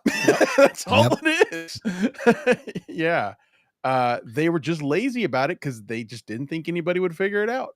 But also, I think maybe there could have been technological, what's the word I'm looking for? Limitations on it. Maybe they just, maybe it took up a lot of electricity. I don't know. I'm trying to justify it, but it was just something they didn't think through. Is really all it is. Just right. I think it's just sorry. I think it's just a thing where executives think they're smarter than everyone else. Yeah. So that's just what it all boiled down to. It's hubris plus autism equals money. Texas Theft, thank you. Gifting 1 Luigi Greenberg membership. Thank you so much. Appreciate that. I think we might be tapped out. You might be getting your money back there. Texas Theft. I think we are tapped. Quick, go tell a friend. But yes, please. Somebody get somebody in here to accept that membership. Yes, we learned that because our chat is so incredibly generous that if they overgift memberships and they are not claimed within 12 hours, they get refunded the money. Yeah. Quick, somebody make a Christmas tinsel balls account. Come on. Free membership for them. But thank you very much for the gesture, for the effort. Thank you so much. We appreciate it. Press the button at the perfect time and win cash over and over and over again with no whammies to worry about. So, here's an example of what Michael Larson had figured out about the big board on Press Your Luck. One of the sequences that he had memorized went like this. Chew 12. Gift a membership to Mrs. Morrison. Thank you. 194. Remember, he wanted to stop the board on swear number 4 right. because there We was might never not have a needed whammy. all this, but I just kind of So watch thought the lights again. for some Chew reason, if we 12, weren't able to follow 1, along, this would 9, 4. explain it. You're But out we of could pass. We Houston. could skip through What this. I was think left of everybody his gets money it. to take a bus from. What? Go ahead. Like when he figured it out, that was fucking Neo when he saw the Matrix for the first I'm time. sure. I'm sure. Yeah, he was probably just shit. staring and like, Yeah. you heard like Yeah. angels in the background. Ohio tastes to better. Los Angeles to audition for the show. He goes out there, does the audition. The contestant coordinator of Press Your Luck at the time was talking to Bill Carruthers, who was the executive producer, and he said, "There's just something about this guy that I don't like and I don't trust." So apparently what happens is he has to go through some interviews to be a contestant. One person says, "Oh, I love your story. It's great." You know, he talks about being he talks about being an ice cream man and missing his kid's birthday and everything. And then the other guy just says, "I don't know that any of that's true. I just get a weird vibe from him." And I guess that probably would have been me. No, I don't like him. Fuck this guy. Ultimately, Michael made it onto Press Your Luck as a contestant by telling producers that he was an unemployed ice cream truck driver who had to borrow the bus money to get to Hollywood, and to pull some extra heartstrings, he told them that he wasn't able to afford a gift for his daughter's upcoming birthday. So now what they're suggesting is he might have made all that up because he knew that a sympathetic story gave him better chances of being on the show. Yeah, I was going to mention that because he does kind of ham it up a bit. Yeah. We're going to hear someone actually say it more directly a little bit later, but this is a story he told. We don't know that it's necessarily true, but we do know that apparently part of his studying the pattern was also studying the contestants. He started noticing patterns in the contestant stories because there was a moment where they would ask them, "Hey, tell us about what you do and tell us about, you know, blah, blah, blah, blah." And he would notice that sometimes they would have these, I don't want to say sad stories, but sympathetic stories. And he apparently caught on to that too. Heard the following Also, Saturday. in all fairness, if this show is taped between like September and like April, technically he would be an out of work ice cream man. It's like, That's yeah, all right. Yeah. Right, true. right. Seasonal work. yeah. That's true. Yeah, Well, that's what I was. Can't argue Well, with that's what I that. was going to say. Yeah. And he's also broke, so you know he isn't buying his daughter anything for her birthday. So it's not necessarily that it's not true. It's just that he probably put himself in that position. Yes. Okay. You know what I mean? It was purposefully true. Yeah. Exactly. After his audition, and returning champion Ed Long sat on Michael's right, and contestant Janie Littress sat on his left. Michael earned 3 spins on the big board in the first question round, giving him 3 opportunities to test the skills that he had cultivated at home over the past few months. Okay. So that was just, again, trying to explain a little bit of the game, a little bit of Michael Larson, give the backstory. Now let's talk about how this played out. I just fired myself from my job, so I'm broke. Exactly. I got the worst boss. So this right here says he's pretending to be a normal guy. City in This is Hollywood, the broadcast. it's time to press your luck. Oh, Rob Ruddy. Now, Michael, what do you do for a living? Oh, I drive an ice cream truck in the summer. I hope to win enough money here not to have to do that. Do you this have it summer. with you today? Do you have the ice cream truck with you today? No, I didn't. Oh, we had all kinds of orders we were going to take. What a day for it. Well, Michael, you want to earn enough money so you don't have to deal with the ice cream truck. That's humiliating. Right, the ice cream. Poor man. Yeah. If we put this much thought into what he's going to do on the show, probably a good idea to think about how he's going to get on. You can't just walk into the casting director's office and say, hey, I figured out how to beat your game. Please let me take your money. My common law wife thinks I'm brilliant. Although that would be amazing. No, you guys know how TV works. You're going to get on one of these shows. You need a story. What do we say? The tableau? All the effort into the first impression? So what's Michael's story? Okay, what do I got here? I'm behind on my bills. Ooh, that's first. LA hotshots probably assume I'm poor the moment I say I'm from Ohio. Oh, damn, that's an idea. I'll double confirm it by saying I took a bus from Ohio. Oh, poor old Rue. So this is a video I found on YouTube that did describe it with a lot of research into it. And they are of the mind that he made up a lot of the story. They don't really have any evidence, but they just kind of say it kind of goes in line with the character of Michael from what we know of him. Oob sitting in a Greyhound for days, watching flyover country drive on by, filling my head with all the winnings I'm going to have when those nice TV people put me on the TV. That's not enough. On Press Your Luck, they always ask, what do you do for a living? Always teachers and salesmen and whatnot. What would be the most pitiful job? AC repairman? True, got the certificate. In LA, they probably don't even know what AC is. Oh, an ice cream man. So this guy is saying he believes that the ice cream man story was even made up. I don't know that that's true, but whatever. Everybody loves an ice cream man. Yeah, there we go. Okay, so we just need one finishing touch. Something that'll pull at the heartstrings. I mean, this one might be too real, but hell, I gotta get on the show. I need to buy a gift for my little girl. Her birthday's coming up, and I don't have any money. She's so sweet. Sweet like the ice cream I sell.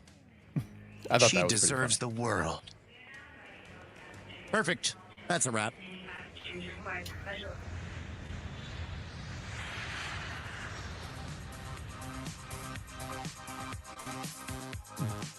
I liked this just kind of summarizing the 80s, what it was like in the 80s. Insists he bought from a thrift store just down the street. Michael recounts the entire tale to the casting director. There's just one thing he didn't figure on. The other can't miss element of every Press Your Luck contestant is enthusiasm. Everybody loves the yelling and the screaming and when the big board goes nuts. So Hey, Texas F, thank you for the one gifted Luigi Greenberg membership. Appreciate that. Thank you, sir. Glad to have you. picture Michael telling the casting director about his sad, sad life, but doing it with a big, broad, energetic smile and electric attitude, jiggling in his seat. I'm pathetic. I sell ice cream. I have 12 televisions, and I need to get a present for my daughter. Put me on TV, please. Ha ha. I'm poor, baby. And it's at this moment the casting director has his own moment. That moment where he knows, without knowing, that something is off here. So he goes to the producer and he tells him, I think something's off with the super excited poor guy. The producer recounts his conversation like I like the way he was shaking his head. Yeah. See, but I think they're trying to really paint it that way as being demeaning, because they're saying that it wasn't true and that this guy made up this story to look like a pathetic poor guy. And again, I don't know if this is actually true. I'm going to skip through it a little bit. I feel like it's kind of stunting the momentum we had going there, just hearing him describe it. Go ahead.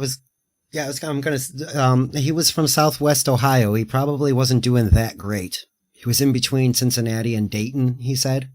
Rural area and yeah. It's medium-sized town. You know, so there probably wasn't a lot of opportunity there for him. Oh, that's interesting. Okay. Good to know. Proving ground. You don't get cast on a game show twice. Michael has to make this one count. Think about how many hours he spent watching, practicing, selling his sob story, crafting a character. This is his shot. Michael has to make this one count. Soon enough, he answers one of the questions right, and he earns himself his first few spins. This is it. Go time. This is interesting. Part of the story is he doesn't do a good job the first couple of times. He doesn't get it right. That's not how did that not Smart. work? The whole plan was about constantly avoiding the whammies. Did they change something? Did Michael just screw up? It's got to be what's going through his head right now. Is this all for naught? All of that planning, the practicing, getting out here, the storytelling, the costuming. Michael's not exactly rolling in the dough. Is he about to be the sucker? And that's what's funny. Was just an expensive was lark? that intentional? We don't know. Was that a mistake? Was that him like trying to figure it out, getting the timing right? We don't know. Though, right? I just imagine it's part of the Why would hustle. they spend all the money Maybe. to update That's what I was going to say. He was losing when he already had $0. Just the timing Well, difference between he hit a few sitting on the whammies right couch away, with the but then he had a VCR good run. and playing for real. But Michael resets. He answers the second round question correct and earns himself some more spins.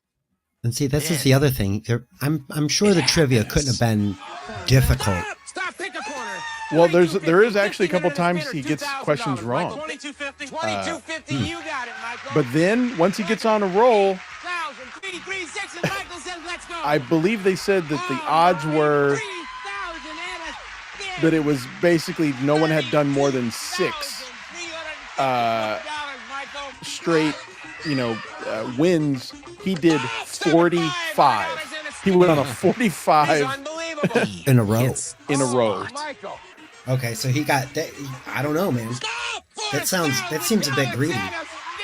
And he keeps hitting But he earned it. spots. But he earned it all. And the more he wins, Stop at $750. True. It's a game of skill, right? the louder he gets. The more he wins, the louder the crowd And he's got the gets. crowd on his side. Yep.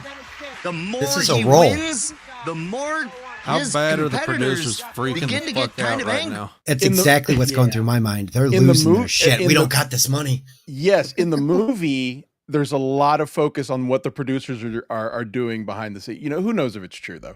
It's obviously an exaggerated piece, but in the movie, it shows them questioning: is this guy cheating?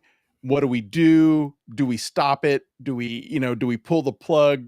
And I imagine it was probably. Oh wait, we're gonna hear from the producers later. Yeah. I mean, I just imagine like they're just launching, fucking styrofoam cups full of coffee across the room inside Essentially, yeah, pretty much. And then like in the movie, like even the executives had bosses, and the bosses come down and they say, what the fuck's going on? Somebody's got to get fired. Like it's crazy. And I assume it's probably, what do you call it?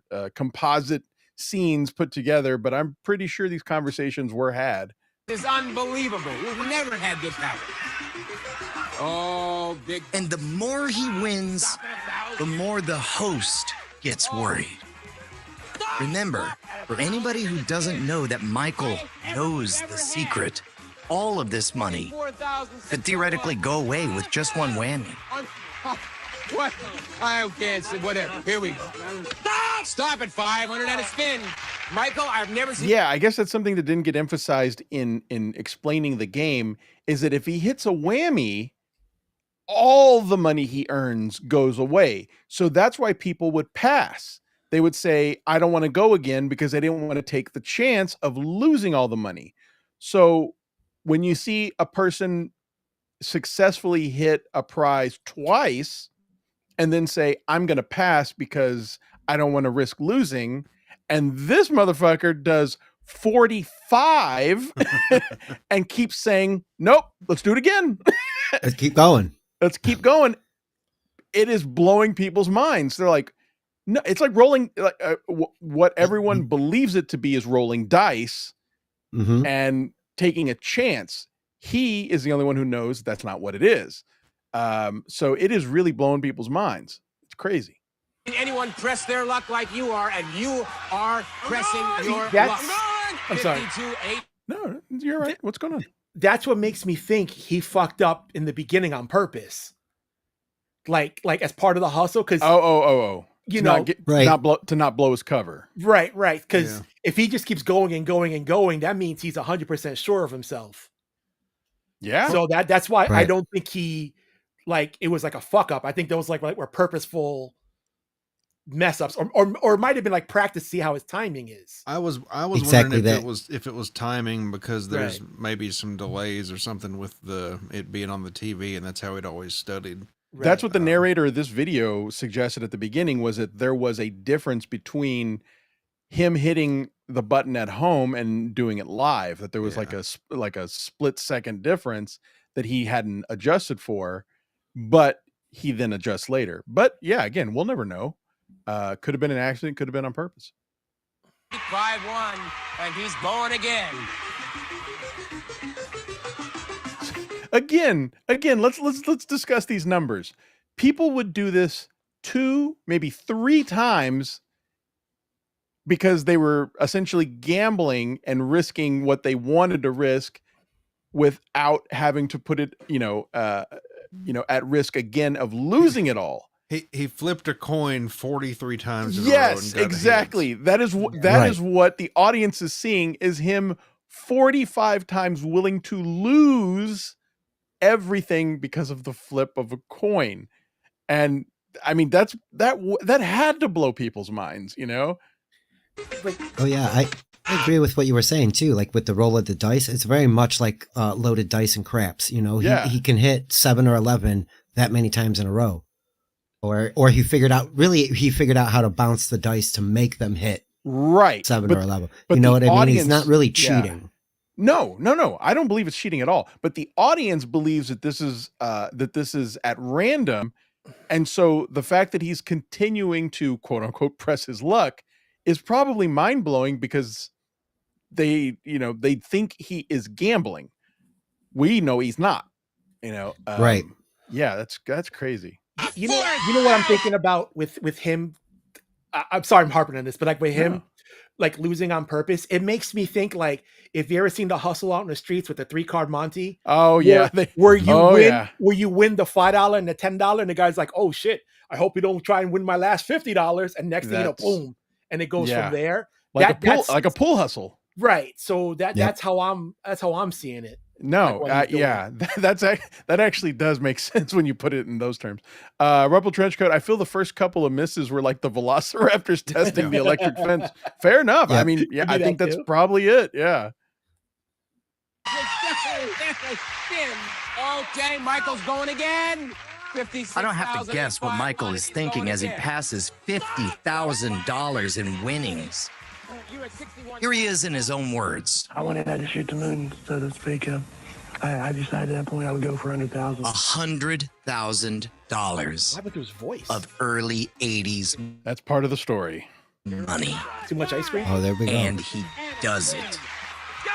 I get the shit kicked out of him at some point. Stop. 3,000 on the spin, Michael. You did it, Michael. You're gonna pass him.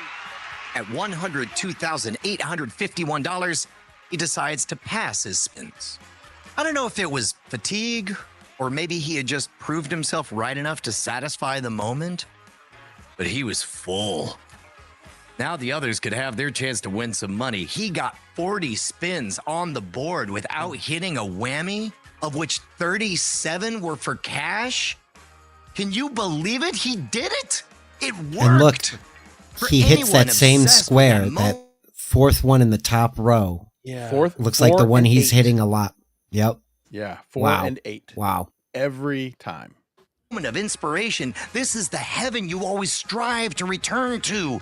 Those precious minutes when the itch is finally scratched. God damn it, you were right. Sitting alone in that room when you had that thought, you were right. The drive has subsided, your vision gets wider, the world is brighter. Michael Larson, in that moment, has to be at peace.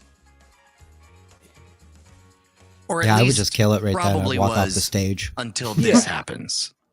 Those other players, the ones who are pissed off that Michael's dominating the entire game, they start passing their spins to him now, right there at the end of the game. Remember, even So now he's got them, the people who were like pissed off at one point that he just kept going and going while they just sat there and did nothing, are now on his side. And they're like, you know what? No, you take my spin, keep going. To some extent, yeah, to some extent, I think they were hoping he would fail because they didn't realize it was fixed yet. Yeah. But you never know. even if he knows the cheat code at this point, he's only one split-second reaction away from either pulling off the heist of the century or leaving with literally nothing. He already hit a whammy once while he was getting used to the game. What if he starts to wobble? What if he starts to lose his groove? One bad move while he's tired could end everything in disaster. Please stand, pressure luck with that. Passing, I'm okay. All right, Mike. In the movie, I actually felt bad for that lady contestant because she's played by a trans woman actress. I was like, oh, that's got to hurt your feelings, right? She pressed her tuck. Handle him? Yeah. All right, here we go. Now, Michael's just trying to refocus and land this plane. But over at the control room of Press Your Luck, everybody is freaking out. They know everything is going totally sideways. They call the producer Michael Brockman, who says something was very wrong. Here's this guy from nowhere, and he was hitting the bonus box every single time. It was bedlam, I can tell you. And we couldn't stop this guy. He kept going around the board and hitting that box. Step back a moment. Let's look at the business side of what's happening right now. Press Your Luck is owned by CBS, so the prizes get paid directly from the network. More than that, they had no total prize cap. No total prize cap. See, that's another thing. You think he knew that? I'm going to guess yes. I'm going to guess he knew that. Oh, definitely. He fucking hit the IDDQD and he's like, fuck it. I'm going to beat Doom all the way in God mode. Yeah. Larson could have legally continued winning for as long as he wanted. In fact, Larson's streak was already so long, the crew knew they'd have to split this into 2 episodes, something they'd never done before. Well, what can you do? I mean, there didn't appear to be any cheating, and if they stop the show, the entire day of filming is probably going to be scrapped. They'll have to either hunt for an answer or restart everything, and so they let it ride. Hey, you know something I just noticed? Story. What's that? Sorry, it's a small little detail, but like the dollar amounts, there's not enough space for 6 figures, so they had to remove the dollar sign from under him to fit the 100,000. So they never thought anyone would get that high. Like it just never popped in their head that someone could win that much. That specific thing actually gets mentioned a little bit later. You're absolutely right. Yeah, yeah, absolutely. You're totally right. Of Dan Enright in 21. The producers here don't really care if a winner goes hog wild. It's not their money getting paid out. It's CBS. Whatever. Let the suits handle it. We're making good TV right here. Back to Larson. One final spin to pass again. But he's out of that flow state, that rhythm that he was in. And again, the audience believes he's gambling, like rolling dice or flipping a coin. This had to have been like compelling, captivating television if you don't know what's happening. I'm surprised they didn't have an RNG back in 1984. RNG? Random number generator. Yeah. Why didn't they? $1 a trip to the Bahamas. That's it. Game over. Triple zeros on the clock. Get that MVP over here. Let's do the interview. Grand total, Michael, of $110,237. Congratulations. It's so long a time, it doesn't matter. Michael, I understand that you borrowed the money to get here. Yes, sir. You went to a thrift shop to buy a shirt to get on the show. 65 cents. 65 cents for a shirt. I'm sure anybody would give you the shirt off their back right now. Okay, now, Michael, I understand that yesterday was your... I wish I had the drop from Chappelle's show. I'm rich, bitch! daughter's birthday. Yes. What happened?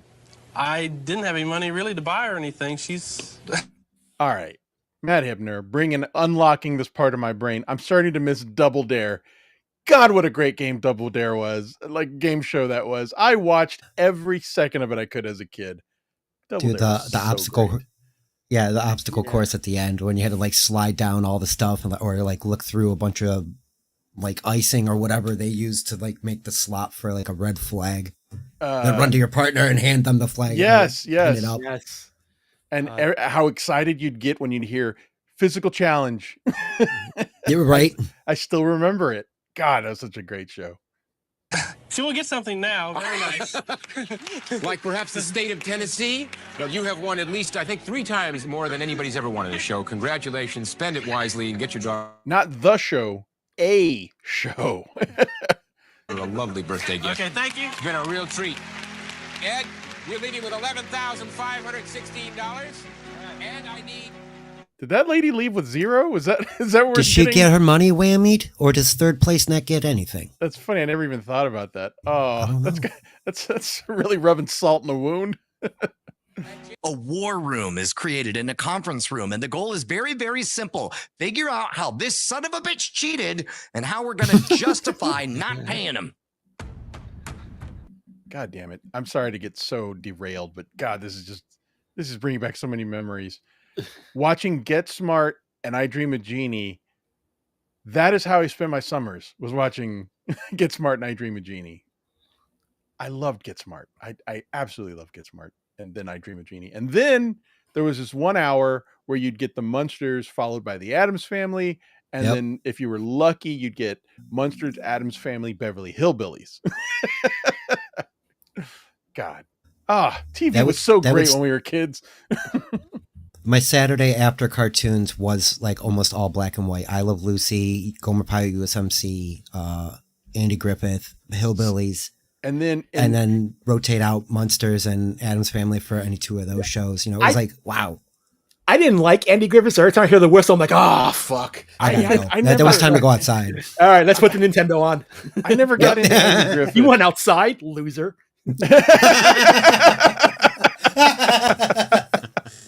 I'm with Gummi. I didn't go outside. But you know what's funny is I remember one time when I was 12 years old thinking that black and white television was like for losers. You know, black and white television, that's what old people watch. Why would I ever watch anything black and white? You know, having that notion. And then watching X-Men, you know, the old X-Men cartoon, which was, you know, amazing and beautiful and wonderful and flawless. And then when it was over, when it was over, not being able to find anything else to watch except this old black and white television show called The Twilight Zone. And then I just will not forget it. The first Twilight Zone episode I ever watched was Living Doll with Talkie Tina. And I thought to myself, I need more. And I fell in love with Twilight Zone. And then that's what opened me up to other black and white shows. I just remember it all. It's all in my brain. Bro, I'm so old. So. Yeah. my mom is 68 and she's still scarred by Talking Tina because she was a kid and saw that episode. Her mom at the time, as you can see, we're just all son of a bitches, my whole bloodline. Her mom, so like my grandma fucked with her doing the talking doll bit, and that scarred her to this day. So like my mom still hates dolls to this day. She's almost 70. I used to do shit like that to my sister. My sister, I don't think she ever got over it. Yeah. Man, it's all locked away in my brain there. There is great on YouTube. There's amazing, like, people, like modern actors are redoing Twilight Zone episodes as like radio shows. I've heard a little bit. Awesome. Yeah. Yeah, they're really, really good. They do that. I listen to that one. I usually go to sleep listening to either that or the Batman one. They're both really good. Oh, really? There's a Batman one. Yeah, I don't know the Batman one. Mm-hmm. I'll send you guys links. Yeah, good shit. Huh. All right. All right. It's like the old it's done like in the old Phantom Huh. So think of that, but just Batman. Yeah, it's really cool. They do a really good job, and I'm they use like sold. the same. Yeah, they use like the old like Foley sound effects and stuff. So it sounds like 1940s radio. It's like really cool. Oh, that's really cool. Nice. Yeah. Yeah. I'm totally on board. But yeah, I am a little bit of a Twilight Zone expert because I watched them over and over and over. And then as a teenager, I found out they had the 48-hour marathons on New Year's Eve. And I would literally just order pizzas Sci-fi. and sit and watch as much as I could until I passed out. I'm not a healthy man. This time it's the CBS execs who are That was me copying 2 nights ago. Larson's moves, watching the tape. It's me now. I was saying this. I know. I didn't do very much different. I was going to say 5-year-old you is 45-year-old me now. Back frame by frame during key moments to figure out what his secret was.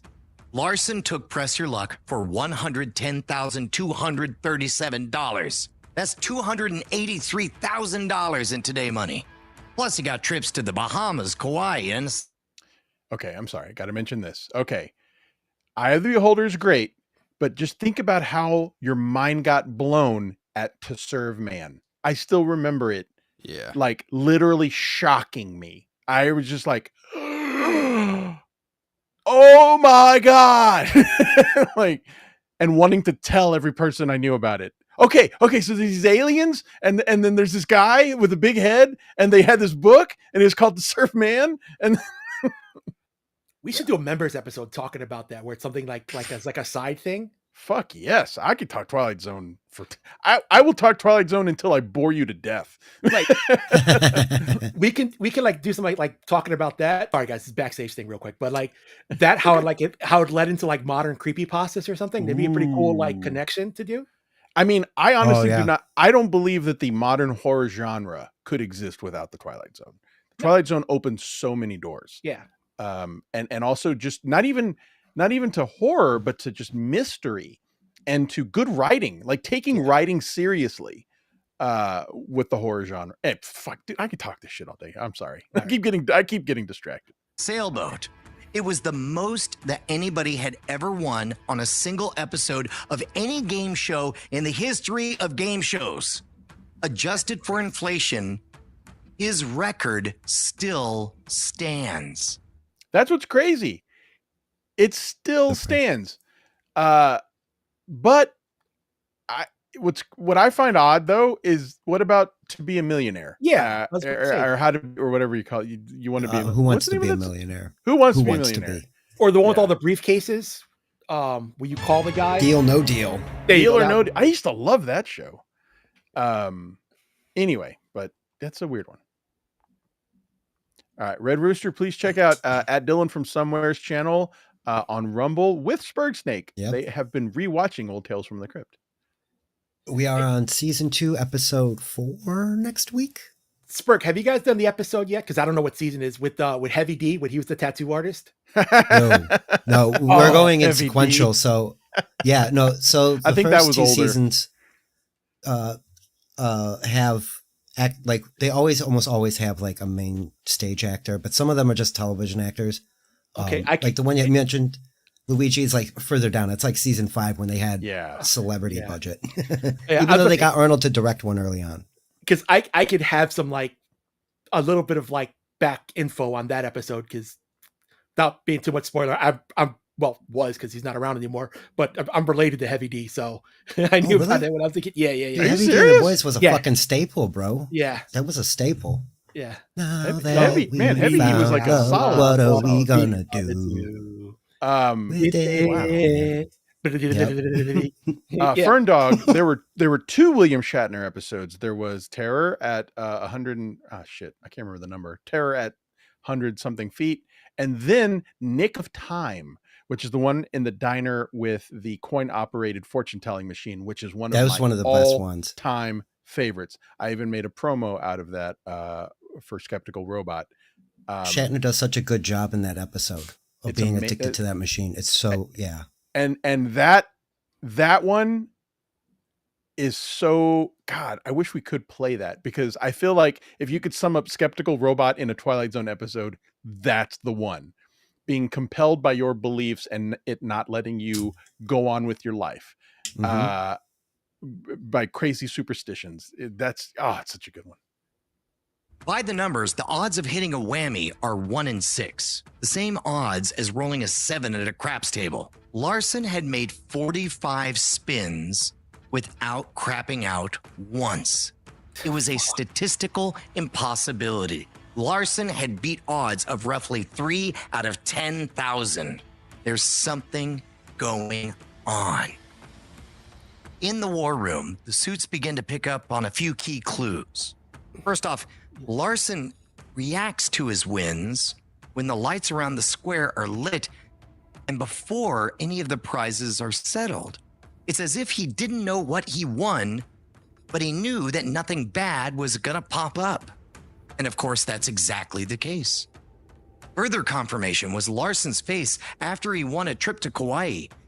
That was one of the few times during his run that yes, he did hit something good, but it wasn't one of his 2 desired squares. Thankfully for him, it was only a trip to paradise, not a whammy. So that's interesting. Yeah. So what they're saying is he possibly accidentally did not mean to hit that square. So you see his demeanor sad and pissed off. He's like, fuck. And then they say, no, you won something. He's like, fuck. Oh, yay, I won something. So at some point he lost, he got off track from the sequence, but then he corrected it. Yeah. I just don't understand why, when they were at 50 or 60 racks, when they're, already halfway there, someone's not pulling a plug and they're doing excuse me, ladies and gentlemen, we're having a power outage. We'll pick this up tomorrow and try and figure this shit out. You know what I'm saying? Like, that's that would have made sense. That shit down and just, and honestly, what would make you stop? Like if you just know you got it in the bag, because what they're saying is he eventually says, I'm done. Yeah. I don't know that I would have that strength. Yeah, that's another thing that's like that. He's not like a sick gambler. The fact that he knows when to stop. Yeah, right. Like that's when he's not, for lack of a better term, like crazy. Like he's touched. He was done. He was like, all right, I got my nut, and this is what I need, and I'm walking away. I'll take my prize in 10s and 20s, please.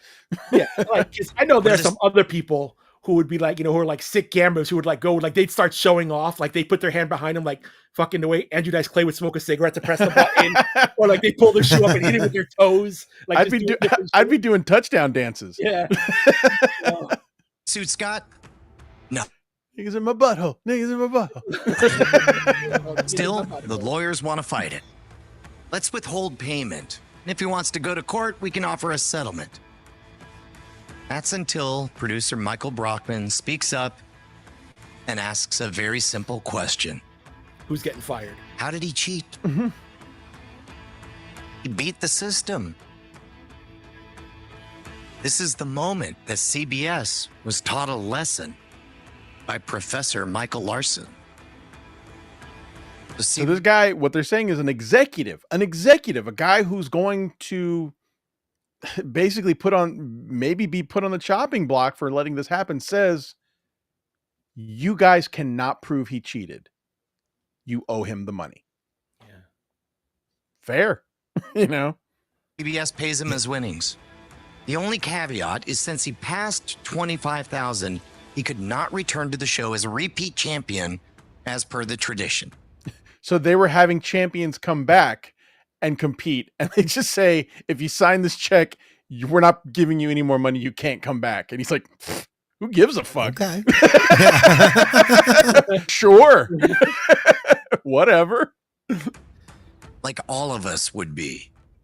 Brockman was ashamed of being made the sucker. After airing the 2-part episode, he orders the Larson victory to never be run again. Even after selling the show into syndication, he builds into the deal that Larson's episodes could never be played ever. But what's funny is I would have taken the opposite end. I would have thought that would make people confident. Like you might have gotten more contestants coming in thinking they could win. Like I'd put it in reruns. Like I'd want everyone to see that. I guess there's a liability issue of saying, oh, people might think they could get the same payout. Well, you just say, no, that was the old rules. New rules is there's a cap. Not even that. What you could do is you could rerun the episode, and for new contestants, you bump it from 5 to 30 patterns. So that can't happen. That's my point. Is like we've now changed the rules. There's now 30 patterns, there's a cap, and there's also a time limit. We end at this time. That's it. Those are the rules. But there's nothing wrong with playing that, I would think. Larson, meanwhile, goes back to Ohio. He's flush with money. He buys his daughter. Now, this is where also the story becomes very, very interesting. Folks, we're almost done, I promise. But this is crazy. This is insane what happens. Those birthday presents, and then, well... Yeah, Rumble Trenchcoat, that's exactly what I'm saying. Yep. They should have they should have leaned into it. Facts. But yeah, whatever. I guess he waits. He waits for another moment, right? Waits for that tickle. I mean, there's this irascible energy to Michael. It was just the video element of this. That was like R roll. Like it wasn't even B roll. Like it was just like pointless shit. But ultimately what happens is this guy can't stop, even though he did this totally legit thing, can't stop looking for shortcuts. Larson. It's tempting just to paint him as a rascal who couldn't stop rascaling, you know? You almost want to make excuses for him. Rascaling. The story doesn't end with a rascal experiencing redemption. See, yeah, he's very mischievous up until this point. I don't know what happens after this. I have no clue. Oh, you don't? No. All right, here we go. Keep on rascaling, skeptical robot. He can't stop rascaling. Ends in humiliation, exile, my grandma and a very lonely death. Michael Larson is a junkie and a slave to that moment of inspiration. And it will be the end of him. Jesus, that got dark. I know. This story does get a little dark.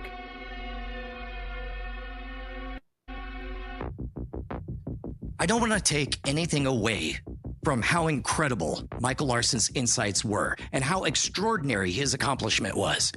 But the problem is, it's like that moment you figure out that there's a back door to a concert. And the first time you get away with sneaking inside, you feel like this must be how it always is. But you don't realize that the concert that you just broke into was somehow the Beatles reunion, complete with a seance, I guess.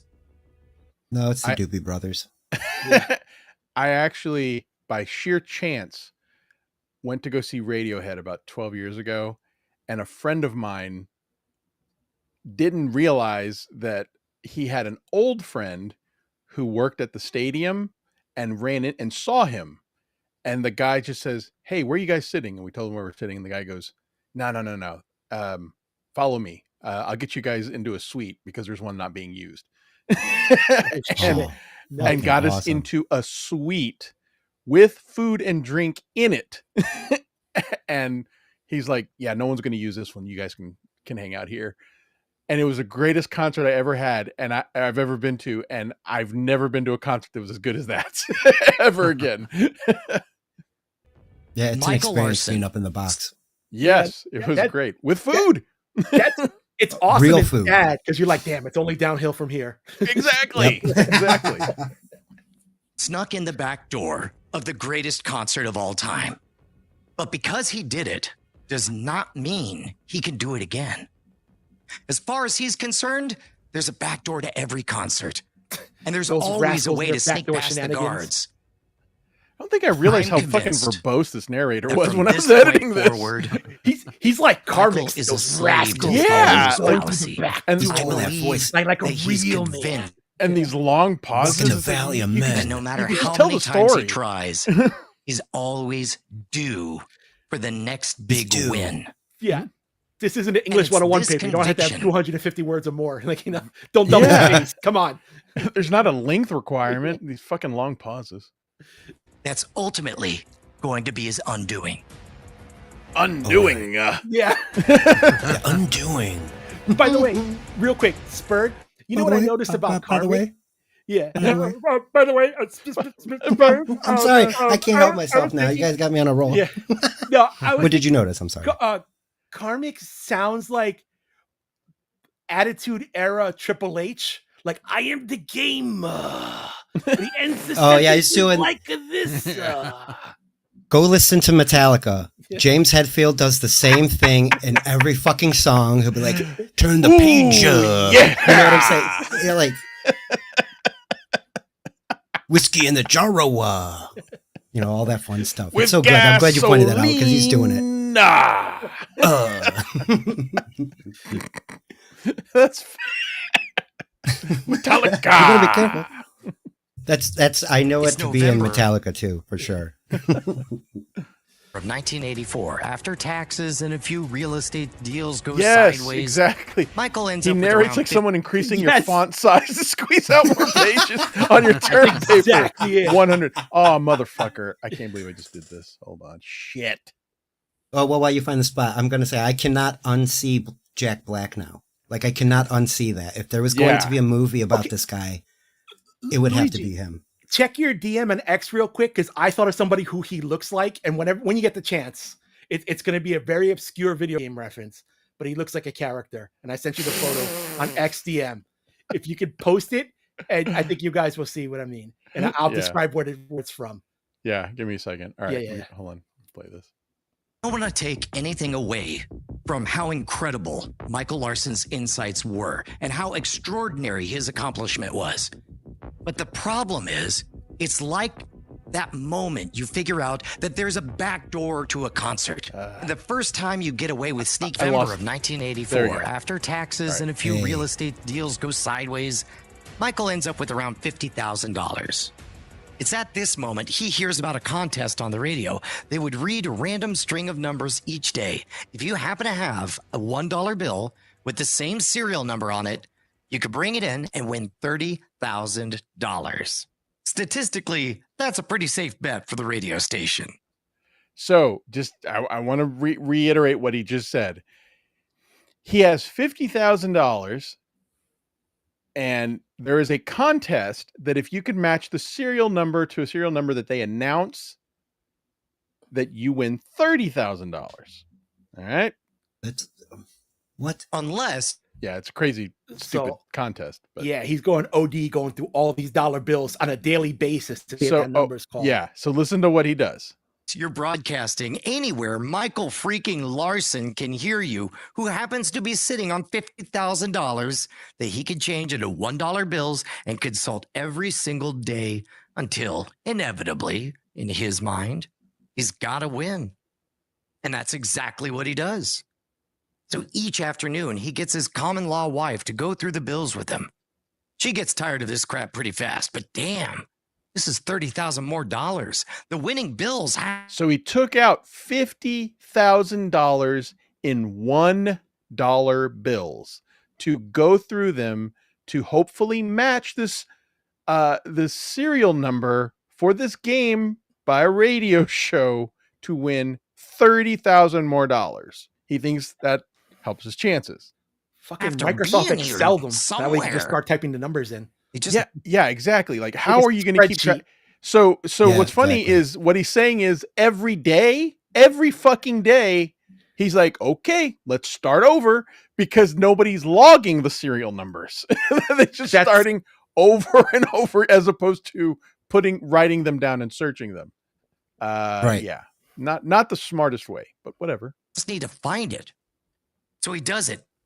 He puts the money in shoe boxes all over the house. I noticed Each day that too, he Matt. recruits his wife to help him look through the bills to see if they can find the magic number. Day after day, the numbers are called on the radio. Day after day, they pull out the shoe boxes. Day after day, their stupid fingers are touching 50,000 stupid $1 bills. And day after day, they don't have the magic number. Is that his son? For weeks and weeks and weeks, they do this. After weeks of this, Larson is reluctantly pulled away to go to a Christmas party. His common law wife, she's had enough. She wants to go out, You can't just say her name. It just sounds so Yeah, hateful. that's so weird, man. Common law wife. It's like saying my black friend. But yeah, exactly. to clear And in their- Ohio, I'm pretty sure it's 7 years. You have to be residing in the same domicile or whatever for like 7 years or so. Yeah. And then you're married. Yeah, it's the same in New York. Mind. He's earned it after all. This was the biggest year of his life. He won over $100,000 for being smarter than all of smug TV Hollywood land. We already know the new plan is foolproof. It's just going to take some time to get $30,000 more. Come on. With a stupid common law wife. Let's go. So, Merry again, Christmas, Michael Larson. he goes to a Christmas party with his common law wife. And it might have been a Merry Christmas. Maybe. If somebody hadn't found out that this dude withdrew $50,000 in $1 bills. If they didn't know he was keeping it just laying around his house. If they didn't watch him leave for the party. If they didn't break in and steal all $50,000. Every last one. All $50,000 gets stolen from his house because they knew that he had withdrawn the money in $1 bills. Imagine being back to square one. Having gone from $100,000 in your hands to nothing within 1 calendar year. He screams at his wife, Easy come, loses easy it. go, She man. gets scared. She leaves with the kids, tells them to move out. But she didn't deny it. But Michael knew the truth. Michael was going to get that money back. It was the last. Okay, I guess I didn't say it. He accuses her and saying it was an inside job. He says, you had someone come here and steal the money.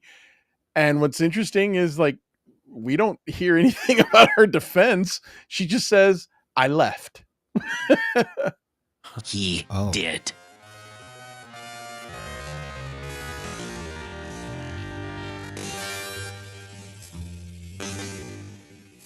Really, the best price on Kodak film? You're not at Walmart. At Walmart, a 24 exposure roll of Kodak 135 print film is just $268 every day. And you'll Michael's always back find to low square prices, one. real savings on Might as well start stacking up the TVs again. Whoa, Gatorade. Just waiting for that next Remember Gatorade in the glass bottles? moment. Right. That Holy next shit, moment oil that's for gonna under $1. Yeah. Right. You know. Blank mixtapes, $4.47 in a 2-pack. I could do this all day. power his next Oh, chance that'd be to another get it one. right. Just watching old commercials. I'd do a show with that. Oh yeah, that'd be fun. There's channels that are nothing but. And Yeah, it's hilarious. I've seen some of them.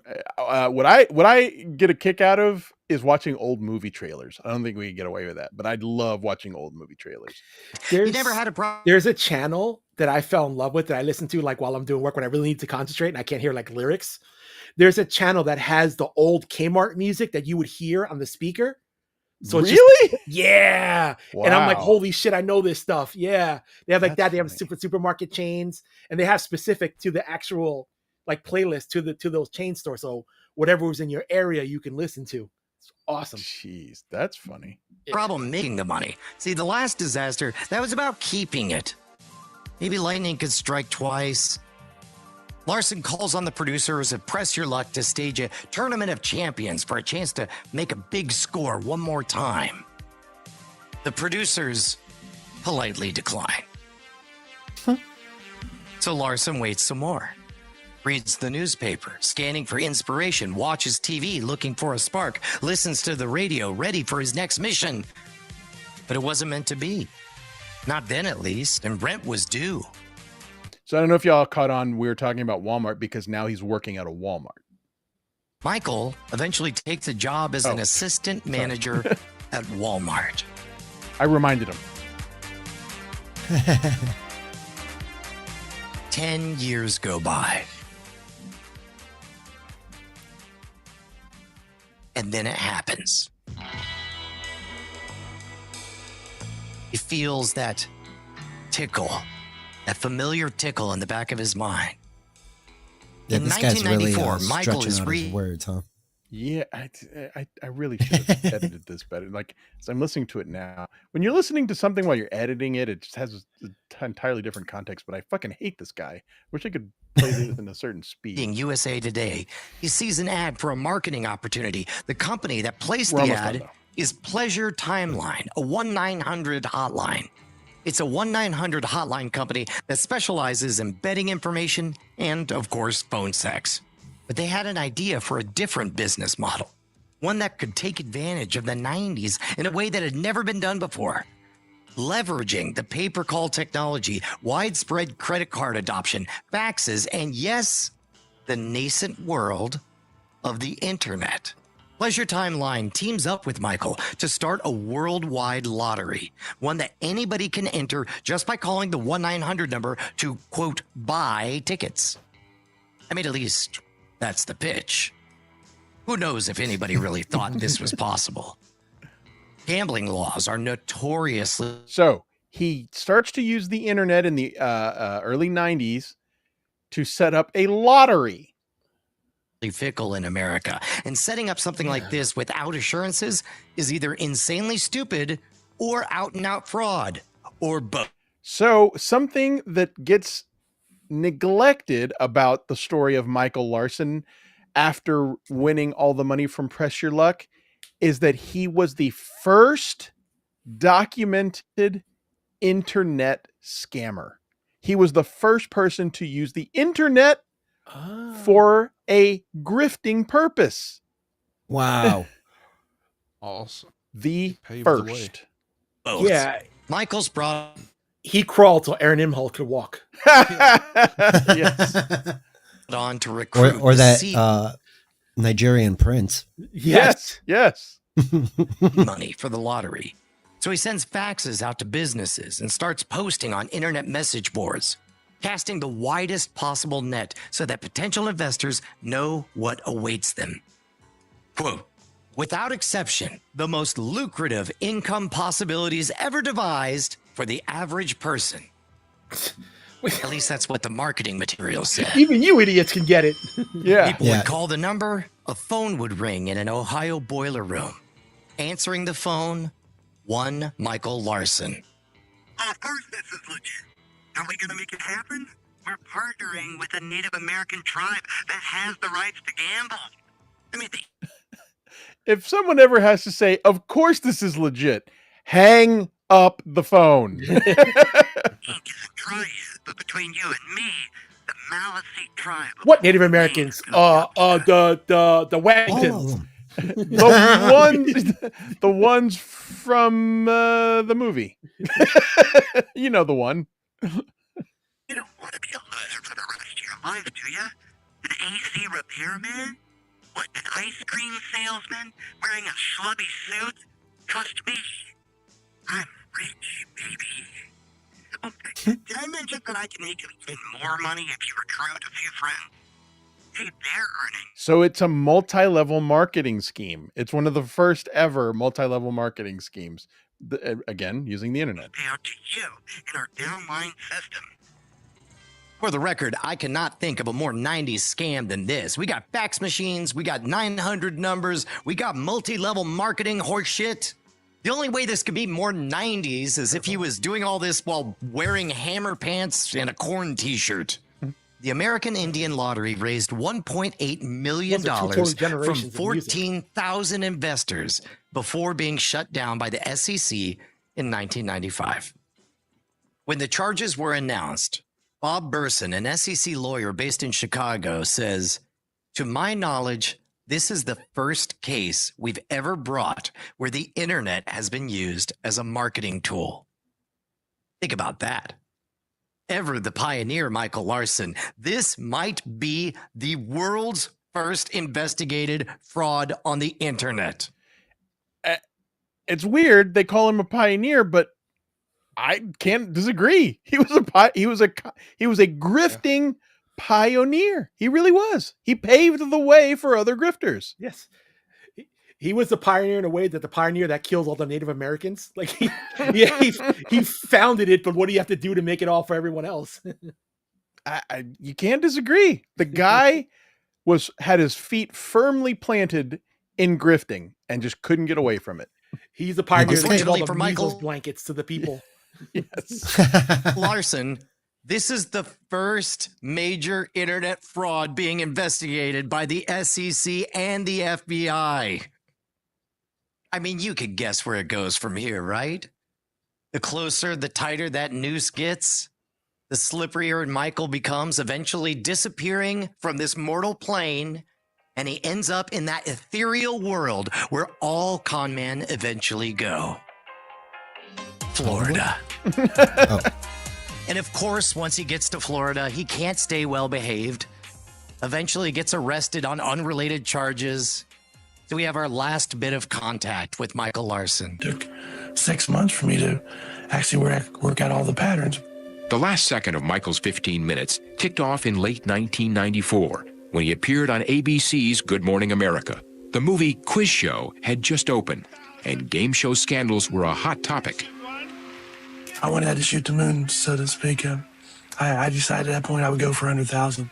Just kept going. 45 spins in a row I went without a whammy. I would like to play Jeopardy. I think I have figured out some angles on that. You can hear that something seems wrong with Michael's voice. It was throat cancer. Aw. The ultimate whammy came from Michael Larson on February. What a terrible transition. Wow. Thank you, Corn. The ultimate whammy, cancer. God. I had to keep that in. Can I get a whammy? It's cancer. Is that the sound of the casket being lowered into the dirt? 1999. Wouldn't you put a whammy on his headstone? Yes. His girlfriend had called me and said that Michael was dying, that he was on his deathbed, and he was talking No whammies. No about his son. And I can only imagine that he wanted to make it right before he passed on. But his son didn't want to talk Motherfucker's to him. kids said, fuck you, cancer. You and your cancer can go to hell. God, that is rough. Yeah, that sucks that his kids were estranged from him. He left 3 children. I mean, there's obviously part of the story we don't know, but they Exactly. They wanted nothing to do with him. By 3 different women and some bittersweet memories. He's the only one who actually figured it out and got on the show and won. And for that alone, you have to tip your hat to the man. He earned every nickel of what he won. In fact, I think he was underpaid. Michael's guilty of nothing more than being enterprising. And larceny and scamming and and stealing money and And I don't know of another story in the game show history that rivals this one. Ancient Chinese. Now, folks, this is what you came here for. We have something special for you. Thank you for sticking with this all the way to the end. Oh, Rebel Trenchcoat, thank you for the 5 gifted Luigi Greenberg memberships. Please tell somebody to come claim them. Hopefully, we can get those to somebody. I think we are tapped out. But thank you very much for the gesture. I appreciate it. Thank you so much. But here we go, folks.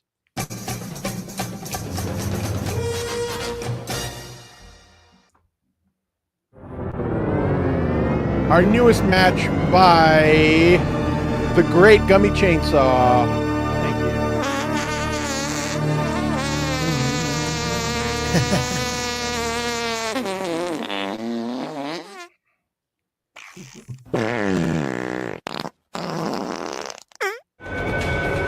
The revenge match. Michael Larson versus the Whammy.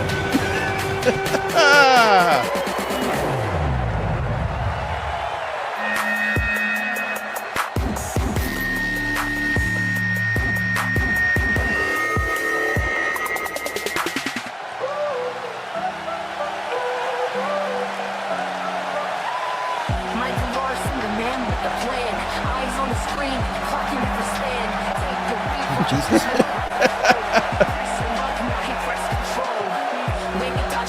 Got a little bit of Vince in him right now, though. Looking buff. Yeah. He actually looks a little scary and formidable here. Big bucks, no whammies in sight. Larson's game lit up the night. Cheated the This system. entrance just came out. Great Khali, the new DLC that came out the other day. Suit's a little snug. He He might be holding in shit also. A master of hustle, but his life bereft. From the lights of the show to the shadows he crept. Living on schemes because he kept. Story turns. Flame always burns. Big bucks, no whammies in sight. Larson's game lit up the night. Cheated the system. Made it rain with the spotlight fades.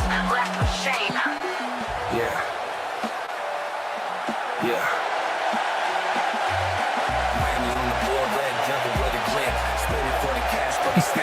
How great is Gummi making this? Come on. Go show him some love, people. Yeah, I like that he's got the hammer. Like it's really themed out. I like it. Thank you. That face took forever. Each little shape is its own layer. I noticed that you do that a lot. Like you have really well thought out headgear. Thank you. Yeah, I mean, guys. there is an option where you can copy and paste an image, but it looks like shit. Like I like making it like piece by piece. He takes pride. The man's an artist.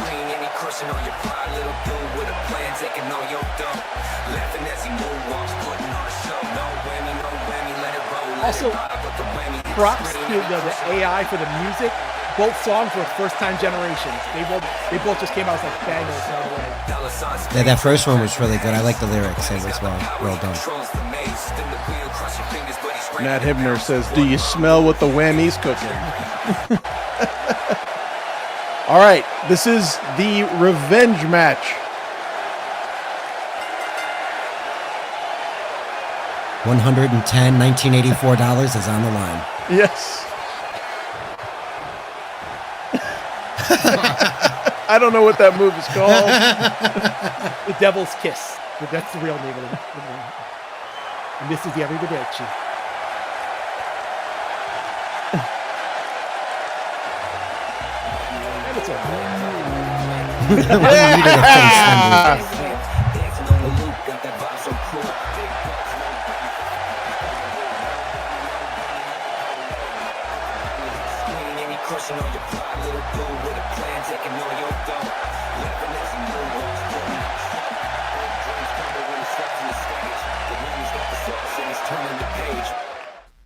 And there you have it, folks.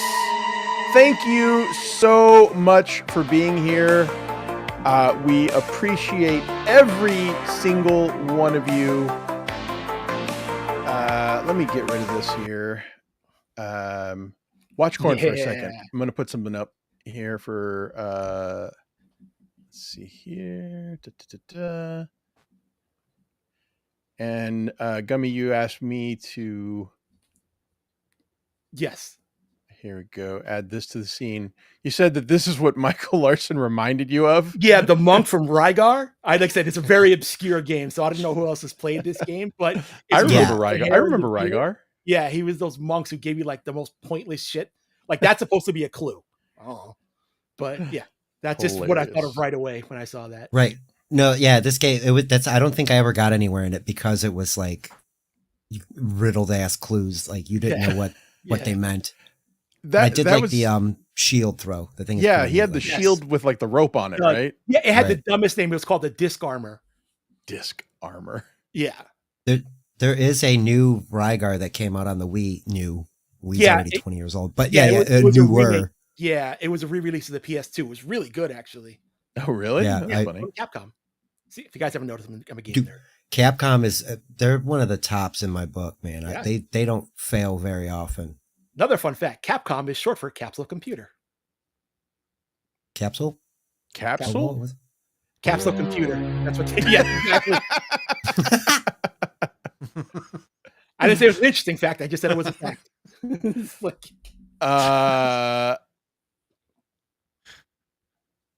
Wait. Oh shit. I thought I had. Damn it. I thought I had the newest song for Corndiff to dance to, but I do not. I have a song for Corndiff to dance to, but it's short. Hold on. Okay. Well, we're moving on now to the east side. Sorry, that was all I had. Yeah, we have a new song that Gummi introduced us to, and I think it's going to be a big hit once we get it. Anyway, well, thank you, everyone. Thank you so much to everyone who contributed. You don't have to do that. We are just so incredibly grateful for all of you to watch this show. I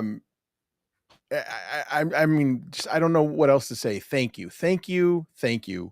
So grateful that people like this show, even if Trisha Morrison doesn't. But thank you, everyone. So the way we would like to end this show, you know what? Just sensual corn dancing. That's how we like to end the show. Yes, absolutely. Hold on. Let's get you some music. Corndiff. Let's see here. What do we want? How about? Can you play the song? I did send you the link to it. Like I did send you the file in the G drive. Oh, you did? Yeah, in the group chat of all of us who played together, there should be a link there for the song. Okay, hold on. Yeah. Vamp Corndiff. Yep, that's the song. Okay, if it's there, I'll find it. Here, Yeah, I give sent me you guys one the second. MP3. YouTube MP3. at Corndiff. There you go. Oh yeah. Start plugging. There's a birdhouse. Wait, no, bird feeders. Go watch them. It's on my channel. Yes, it is. It is actually. It's got automation now. If you type ! left, it zooms in on the one on the left. If you do Oh. !right, it zooms in on the one on the right. Really? Yeah. That's awesome. It's gonna get more elaborate. It already scrolls through 16 different cities' weather. That's awesome. What folder did you What put a it good in, idea.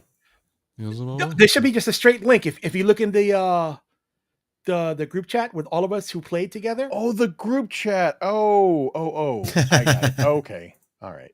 There you go. That's why. It's Shout out to the right group above the chat. video that I put. Yes, shout out to the group chat. It's right above the video that I made of Corndiff dancing to that song. Got it. There it is. Got it. We just play the video, right?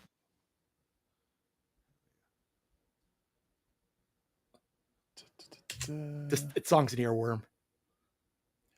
Yes, it is. That's my problem with a lot of these AI stuffs too, man. They know how to do that. Like it's 100% geared to drill into the center of your brain. It's saying I need access. All right, we'll do it next week. Yeah. All right, this is not working. All right. Well, how about just a little bit of this? How about?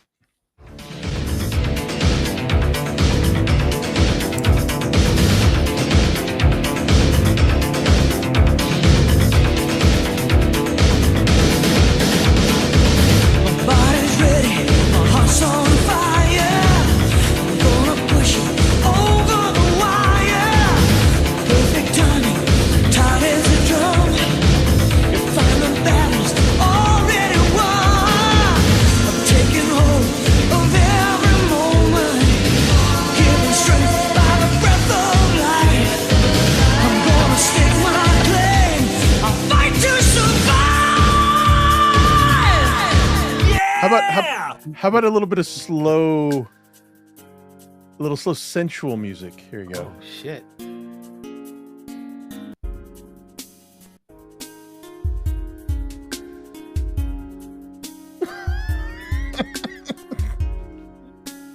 All right, that's not good. How about here? Here we go.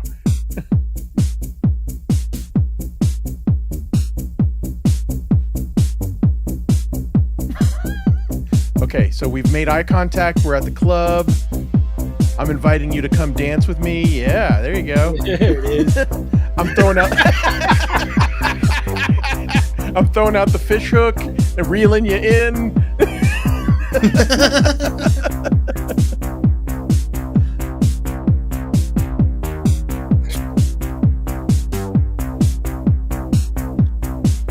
could watch this all night. I hope you don't have plans, Corndiff.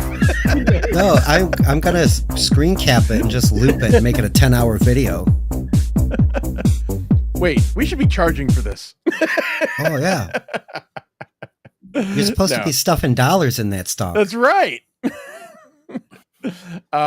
Thank you, everyone. Thank you so much.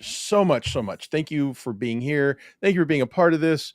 Thank you for letting me make a fool out of myself and talking about my crazy week and the nonsense that I've had to go through. Ooh, can I show my background real quick?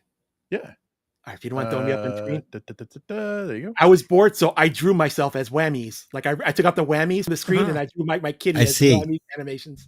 That's pretty great. I love the one in the bottom corner with the guns. That's great. With the 2.6, I like the one above your head with the hammer. Like, you did a really good job with that, man. It looks good. Thank you. Okay, so let's let Sperg give his plugs always use AI first. What would you like to plug, sir? Thank you so much for being here. I appreciate it so much. I feel like I've asked you for a lot of your time lately, but thank you for helping make this show great. So please plug anything you like. Thank you for having me or thinking of me. You guys got this one together real quick. I just mentioned it in passing last week, and then I saw like halfway through this week, it was like, "Hey, we're going to talk about this jerk." I'm like, "Whoa!" Yeah. I was impressed. You guys turned that around real quick. That's normally how these shows get put together. Is who's this jerk? I like it. And I mentioned to you before, this is like a subject that I love is stuff like this. People pulling one over. Catch me if you can kind of stuff. You're always welcome, sir. You do a great job on the show, and I appreciate it. Yeah. Thank you. At Sperg Snake on YouTube and Twitter. That's really all I'm promoting right now. I'm on BYB every so often. That's where I'm going to be right after this. I'm going to try and save Quadfather's show for him. Fair enough. And here, like you invite me on, I'm on with Dylan on Tuesday nights. We've been watching Chris Elliott's Get a Life from the early 90s. Such very a great good show. Such a great show. So, and I learned something. That's his actual dad that plays his dad in the show. I did not know that until we started rewatching. And Tales from the Crypt right after that. And I think we're on 4 episode 4 of season 2. I don't know what it is yet. I didn't look. I actually sent Dylan a video the other day that someone made on YouTube that I thought was really interesting. That it was a little bit of a retrospective on Chris Elliott's movie Cabin Boy. That it was apparently such a box office disaster that he was never offered any movies again for several years. But it's interesting though to hear how it was conceived. Like they had an idea for like the aesthetic and everything. Everything was so purposeful, and it was not well received at the time, but it has since become a cult classic and people love the movie. It was really interesting. It was about Chris Elliott. I thought you guys might like. I'll send it to you as well. But anyway, thank you. Yeah. And what's interesting is, did you know David Letterman was in the movie? David Letterman gave Chris Elliott his start. I think. Elliott was a writer and did bits and stuff. Lived under the stairs. Yeah, in the audience and stuff. And when he got offered a movie, like David Letterman was like, "Hey, you need a cameo?" Like he continued to try to help him. Anyway, that's awesome. Very interesting story. Okay, and Gummi. Sure. Man, by the way, this is like real fun. I mean, this is the most fun I've had in a long time. So I appreciate it. Really, everyone is on the so show. much I fun. appreciate the chat. You guys all crack me the fuck up. Yeah, all funny. You're great, man. And yes, and before you even say anything, I just want the audience to know we love Gummi so much. Everything you see for the art is Gummi. He is amazing. Please go show him some love. Thank you. He's a genius. He's a genius. Thank you.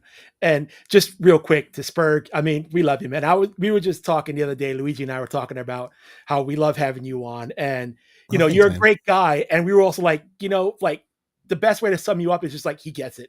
Like, that's the best word I can say about you, man. Like you're that's all we can ask for. You get it. Yeah.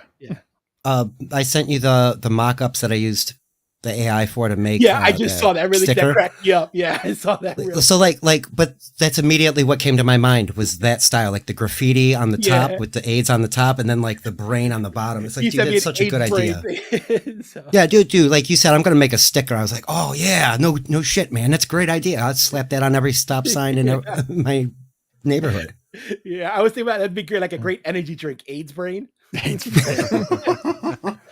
I want to hear it in Mo from the Three Stooges voice. you AIDS brain instead of like you AIDS brain. Yeah, AIDS brain. That's great. Just follow me at Gummi_Chainsaw on X. I was gonna do this past weekend my gaming thing, but I have more production stuff I want to work on first. So I'll have it next month, which is a couple days. So next weekend I should have. We'll be doing some gaming streams, all of us here. We started playing around this weekend, which turned to a big technical clusterfuck. But okay. we started playing a ghost hunting game, which turned into Corndiff's character stripping off all her clothes and stimulating glowing Luigi. It felt right. It was fun, but yes, as soon as we get Andy to understand gaming and technology, we're going to be right as rain. Andy, we cannot wait to game with you in the next 3 to 4 years. He's in the chat. Yeah, you know, Sperg. Oh, is he? What's up, Trump? Yeah, we were trying to figure out what happened. Like Andy was like he just kept bouncing on and off stream, like on the voice chat. We're like, what the fuck is going on?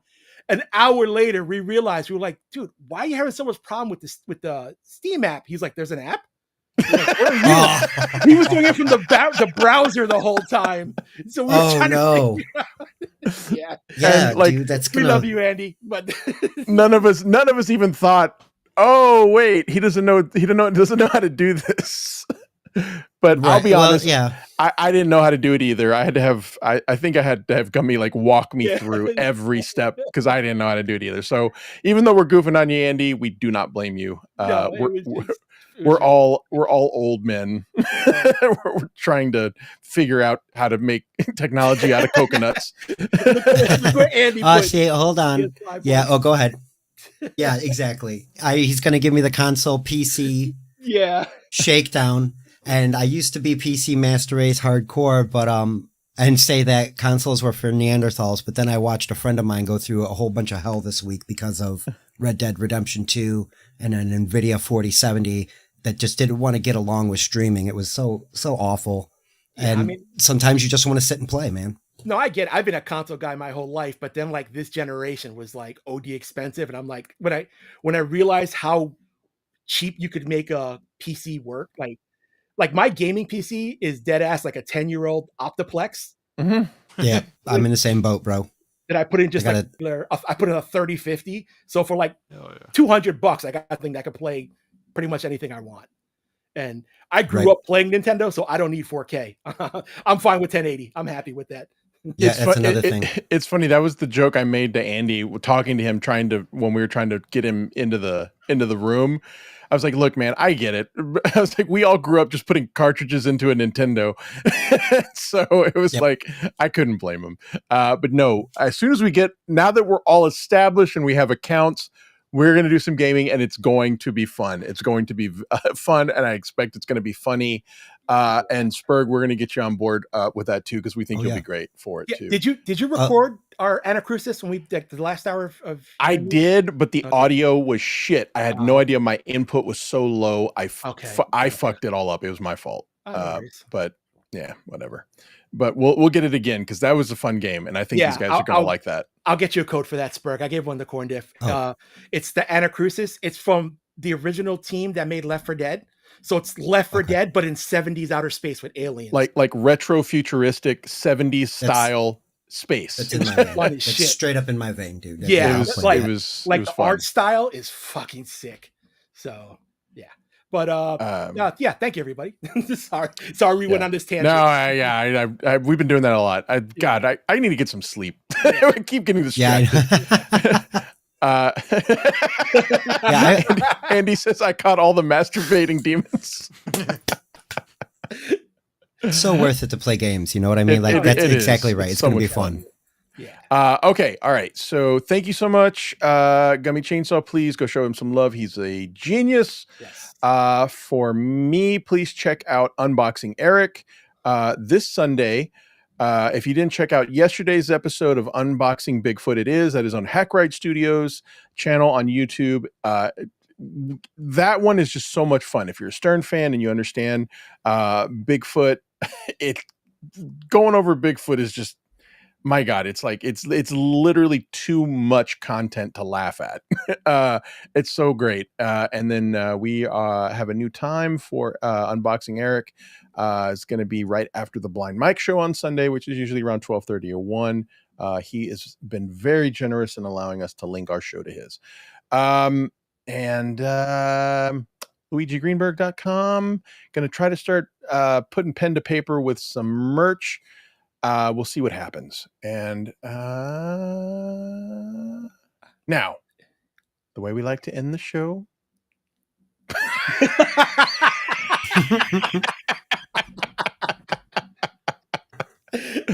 Let me give you your proper intro. Yes. So good. To Kernels of Knowledge.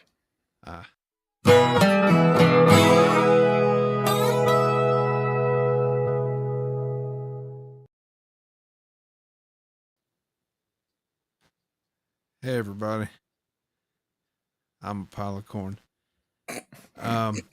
Hit like.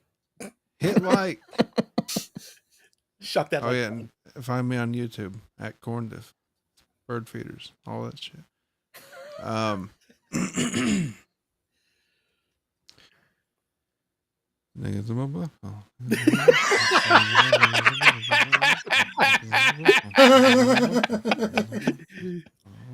Should I just link the song in the chat? Might as well. I haven't heard Yeah, that. yeah, just go ahead and do all it. right, Just go. all right. All right. So you.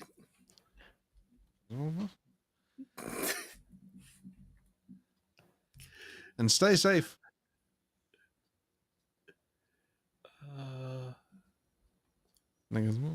Are we gonna? You gonna get a quote? That was the quote. Oh. Okay. Good night, everybody. Bye.